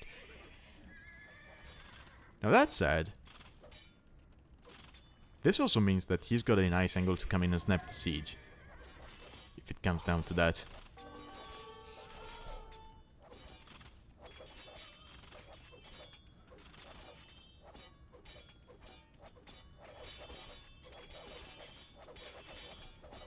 And, I mean, he secured some gold over here. It's good that you see. He's walled in.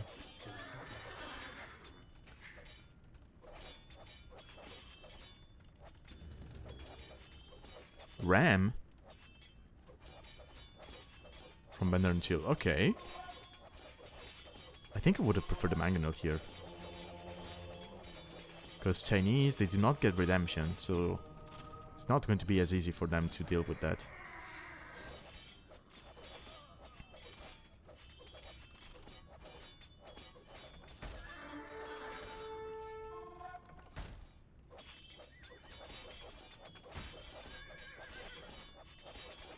Bender really likes the stand ground patrol thing.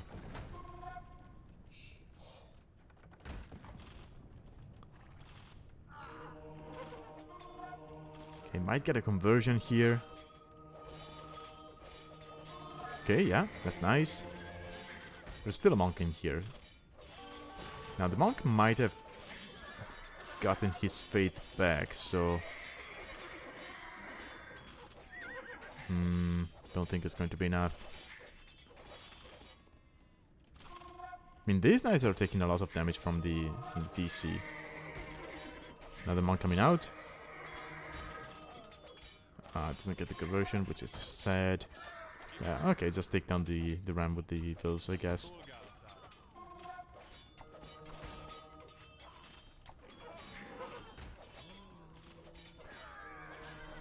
Okay. Okay, monk goes down. We still have one in here.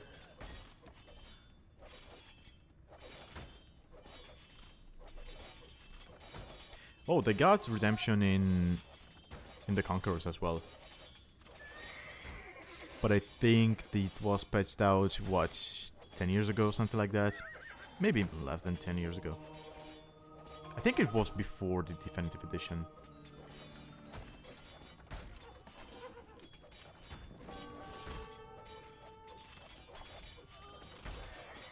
Yeah, Chinese were just too strong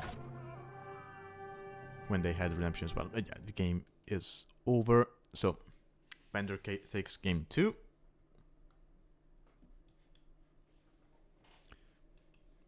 Was a nice game. There was a bit of back and forth in here in the middle. And we got to see how this map plays out. Like, so both players went for the middle. There was a little bit of build fight. And then mostly scouts. Mostly scouts. We had some archers from Raven as well. But yeah, a lot of scouts. Yeah, the hold was very unfortunate. Generally speaking, it's so difficult to keep woodline safe when you have elevation like this. Because, I mean, the tree is going to be a little bit more elevated, so you might not be able to see the hole. Whereas, for example, here you would be... It would be easier here to see it. Oh yeah, that was unfortunate.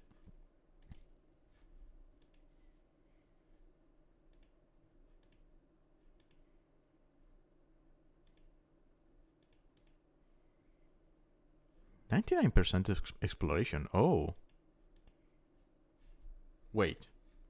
Raven, do you use auto scout or was this manual?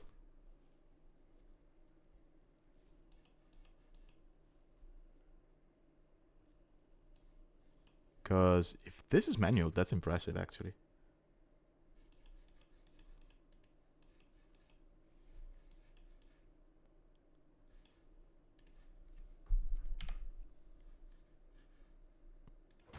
Okay, let's go and load up game 3.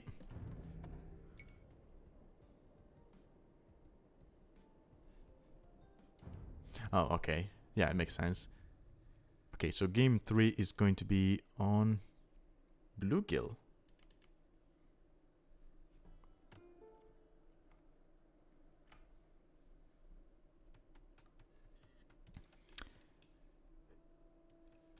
Okay, so Bluegill, I think... Okay, so it says... Wait, what was the number of the version? Version 2. Okay, I might be mistaken about this. Tech, I think I remember playing one game on a very, very old version of this map. Something like, I don't know, 5 years ago. I think it was right after the King of Ireland tournament.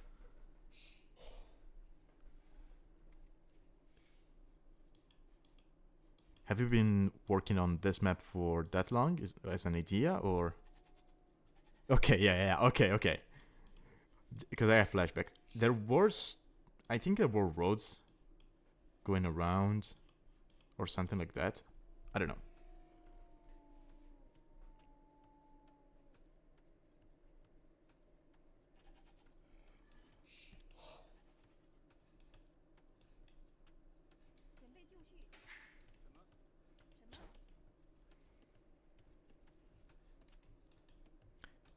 Okay. Okay, so saves. We have Tatars for Raven here in the green, and we have Shu for BenderAndChill. Ooh, I was not expecting Shu.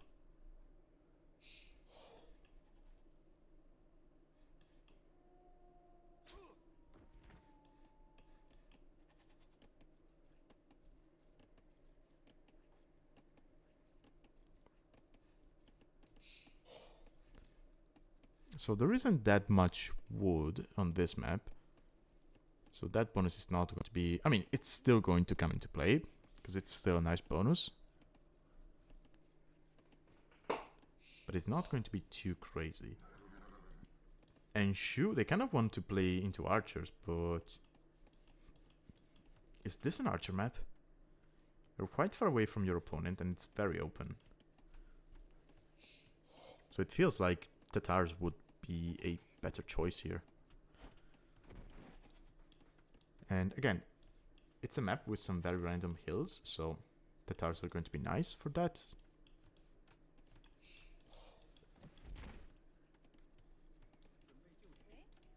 But we'll see. We'll see.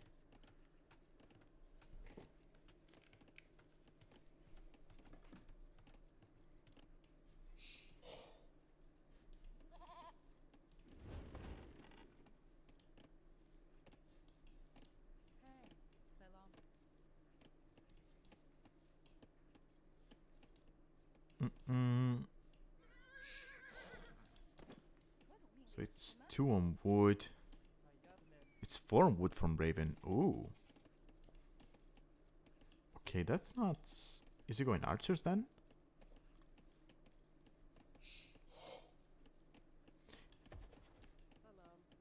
Oh, wait. Are we going to see a dock from Raven? Because now we see 5, but... No way. No. Wait. He made a mill, so there's no way he's going for a dock.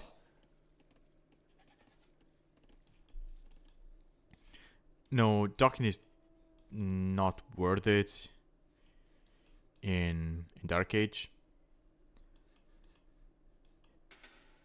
I mean, in a spot like this where you have 3 shorefish, I could see some people making an argument for it. I mean, do you remember which map was it? I think it was Jupiter from the space season, where there were like, I don't know, 3 shorefish in the corner of one of players' bases.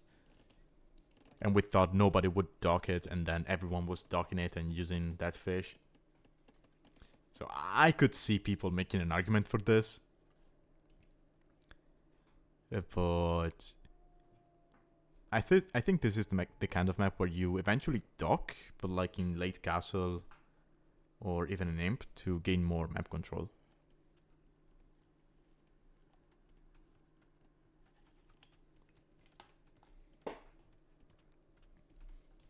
Because eventually you want to get the gold in the middle, right? And Navy is going to be very nice to keep control of the middle. But that's it.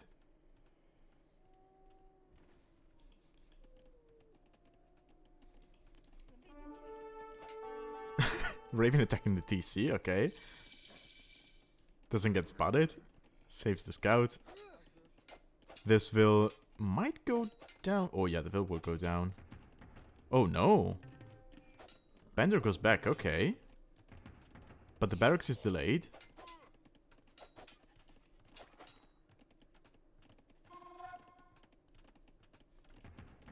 And Raven... Wait, he's got 1 on gold. Okay, he's going archers. And so is BenderAndChill. Okay.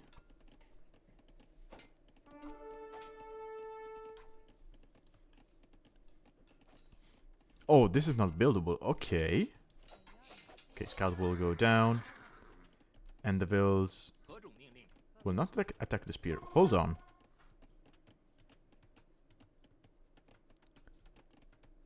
Huh.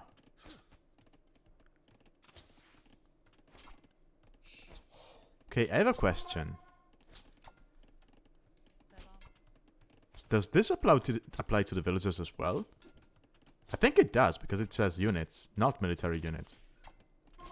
And that spear was down here, and the Bills could have attacked it. I mean, they didn't, but... I mean, that question popped into my head. Anyway. Going to be archers for the shoe. We got an archer range for Raven as well, but he's later to cast, to field late, sorry. Okay. TC will take care of that archer. Okay, yeah, he's gonna opt in for skirmishers first. Because he knows he's behind in timing, so... There's no point in opening archers straight away, because he's going to be behind in numbers anyway. So you might as well, you know, open skirms. That's a lot of spearmen from Bender. I guess he was expecting scouts, but still.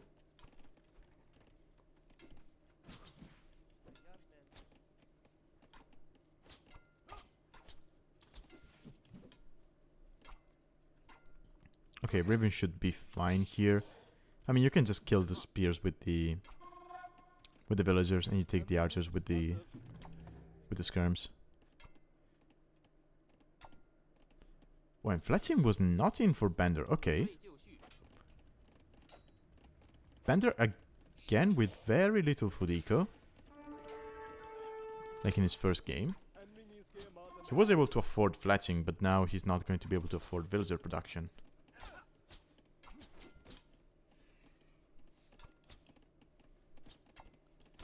Both players with hefty idle TC time. That just goes to show how aggressive this map can be.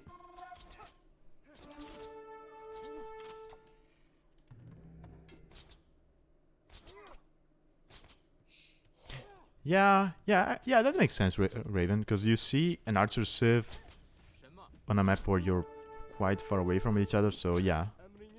If you want to play archers, forward range is actually the right choice. But I mean, honestly, you could just go scouts, right? With the shoe.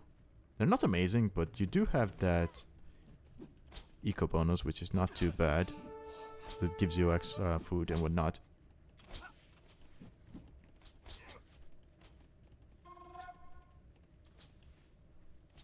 Yeah, probably a single tower here just takes care of the whole issue, because it protects the gold and the wood line.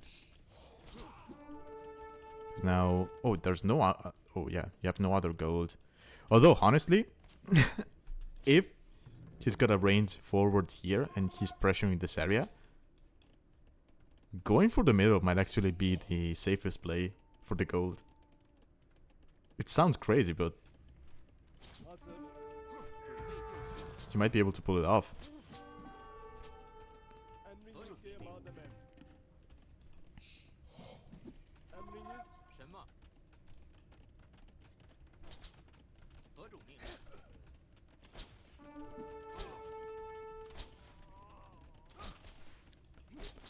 But yeah, this is such an aggressive play from Bender.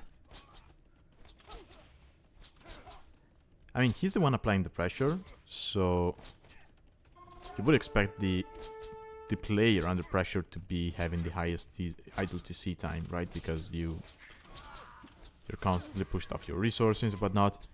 But no, Bender has more idle TC time.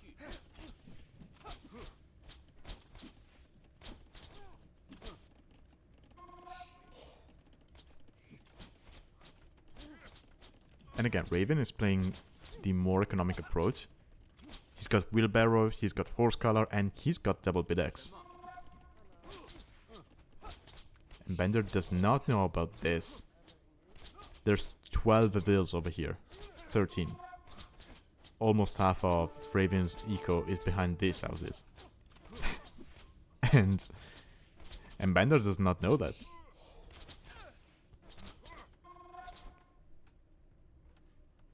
Oh, okay, now he's going to notice. Oh.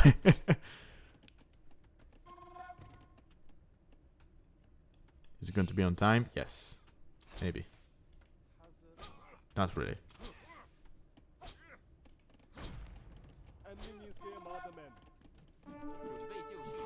Oh, Fletching just now coming in for Raven. Okay.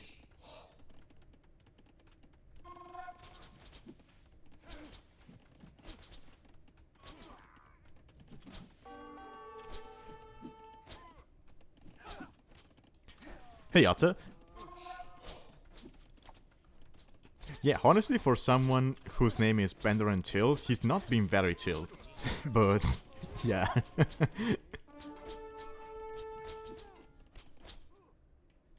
Oh. Okay.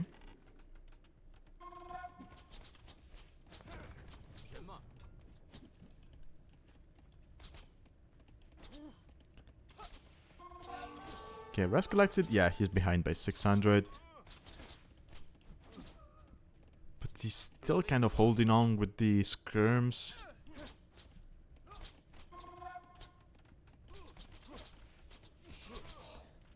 Okay, yeah. Now Bender is dropping more farms, so his eco is going to be flying. Yeah, Raven is in trouble. And as you mentioned, he just needed a tower over here. Okay, now he's going for the middle, but that Vil should have seen him. But this is what I meant, right? If he's attacking you from the side and the back, the middle is going to be the safest place. Well, aside from the, you know, Arabian wolves. Who happened to be on... Who seemed to be on defensive stance because it went back. Yeah, they went back. Okay.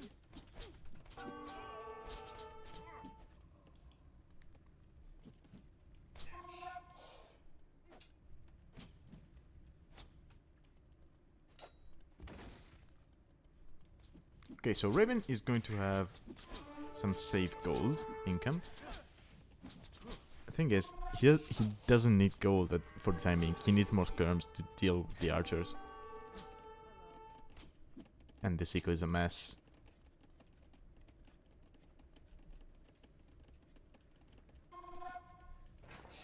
Oh, forward market, okay. The famous strategy for forward market. Second only to forward university.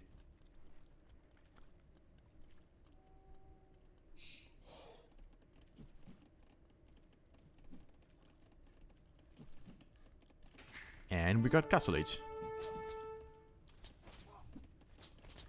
I don't know. I mean, xRavyn was under pressure in the previous 2 games as well, but in those he was ahead in eco. I think this is the first game where we see him being behind in eco.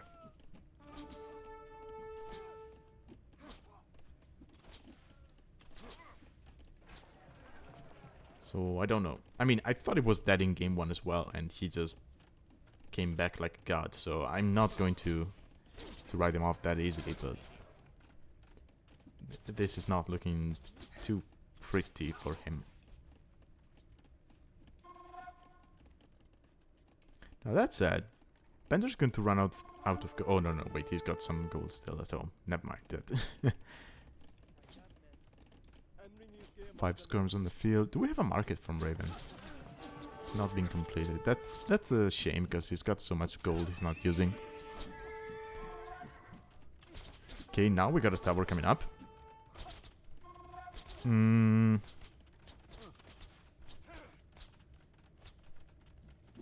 don't think I like that tower. For sure, it protects the woodline, but it doesn't secure any gold, because you can just sit here with an archer, or here, and then add gold.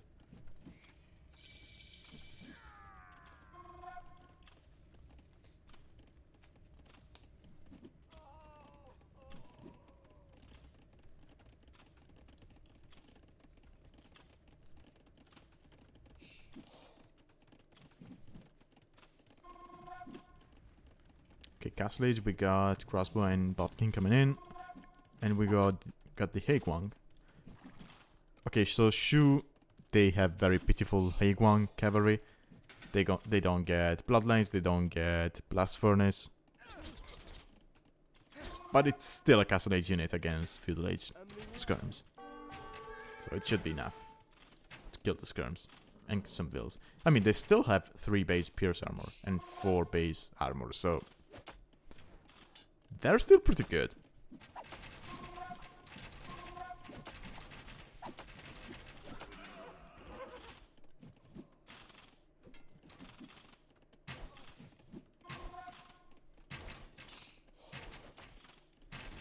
Okay, forward siege workshop. Are we going to see the... what's it called? War chariots. I don't think we will. He went straight for... what's it called? For rams in the previous game. So we might see one of those. Oh, actually, Bender could just go up to imp if he wanted to here. Okay, no, he's going for the mangonel.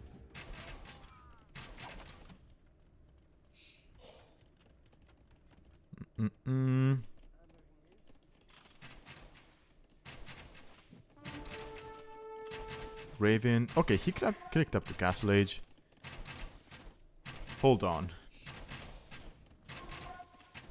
There's no way he survives this with Elite Skirm, right?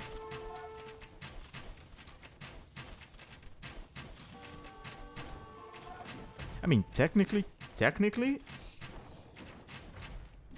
Elite Skirm is going to be better against the Haegwang than there are against the Knights, right? Because we're looking at a 40 HP difference. So maybe there's a chance. Yeah, survive and pray, exactly.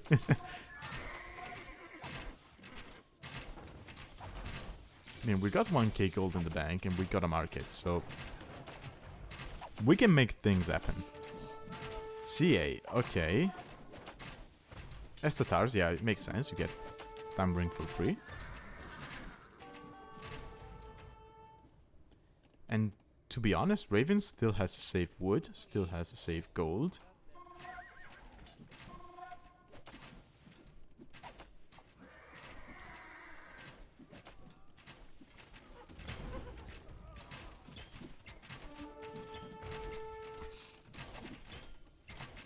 Otter doing some mod work. Thank you, Otter. Yes. I don't know what the guy said, but I mean, I guess it was bad. Okay. Hold on. It's 2 mangonels though. It's not easy to micro against those. Okay, yeah. Big shots. Okay. I mean, we got mangoes of our own coming out. Ooh. I mean, just fight it back. 18 HP, you got 15 bills. Yeah, just kill the Hey Wong.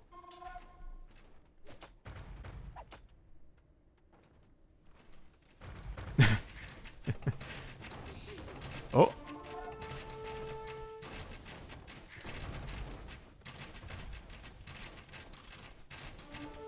Okay, Raven, how's your mango micro?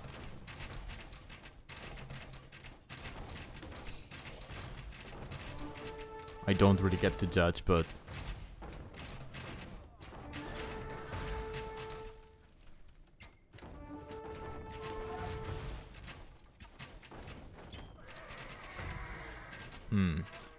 Okay, second TC. He's not noticing.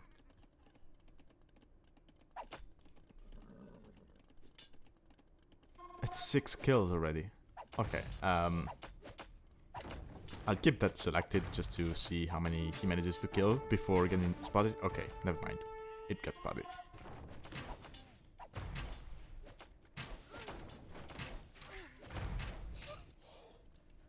These veils are still safe. That's nice.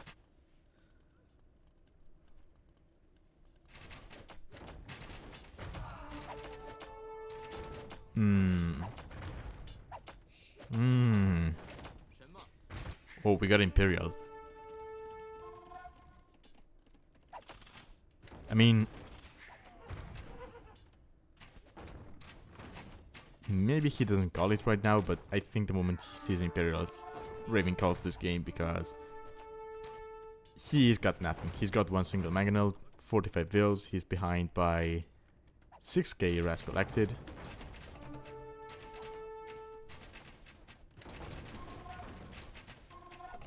Oh, no damage whatsoever, okay. He's going to have enough for a castle, but... oh, actually... do you just YOLO it and drop a castle here?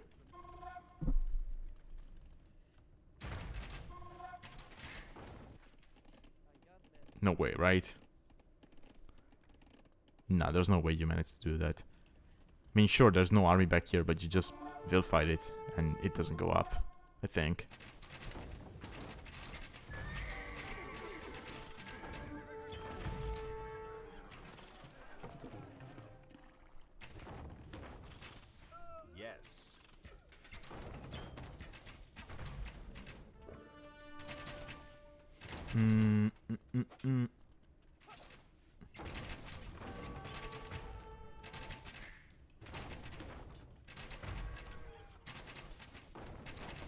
Just 3 CA. Yeah, and raids are going to come in. Oh, actually, it's... yeah, okay. Bender is going to castle drop this.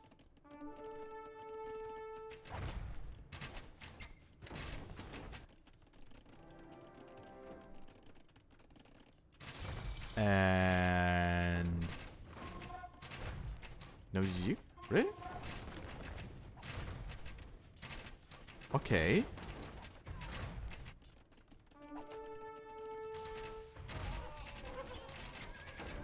I mean, this Magona will go down. He could probably take this one.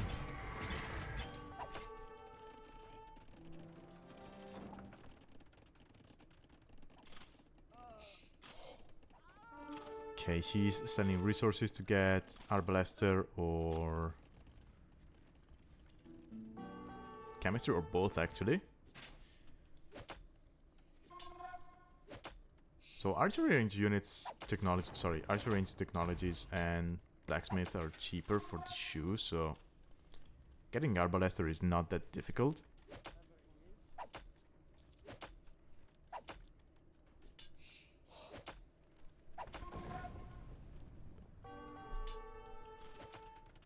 And we have the White Feather Guards from BenderAndChill. Okay, we got a castle back here for Raven. What does that castle accomplish? Oh, well, aside from securing kinda secure in this wood line.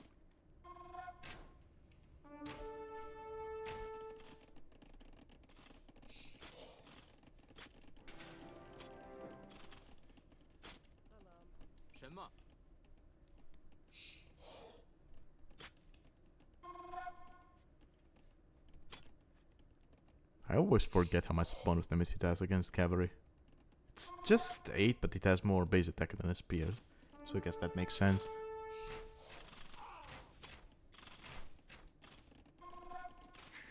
And Raven, I don't know what his win condition is in his mind, but I think this is over. Yeah, he calls the GG. Okay, so Bender takes the set 2-1. I was not expecting that. I thought this would be a win for Raven. I was expecting a 2-1 from him.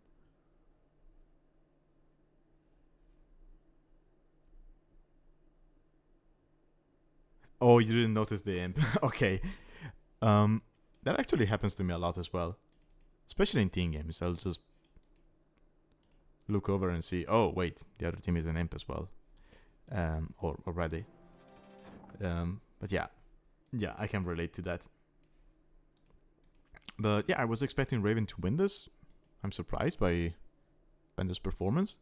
But again, we saw how much he has improved in recent times, so good set from him.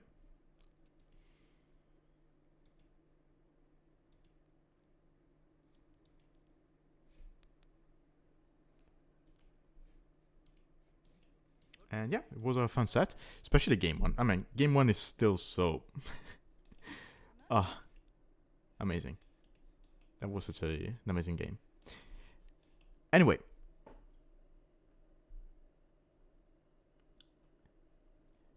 oh yeah, he beat Maxi, so yeah. If you beat Maxi, you're automatically more than 2k, of course.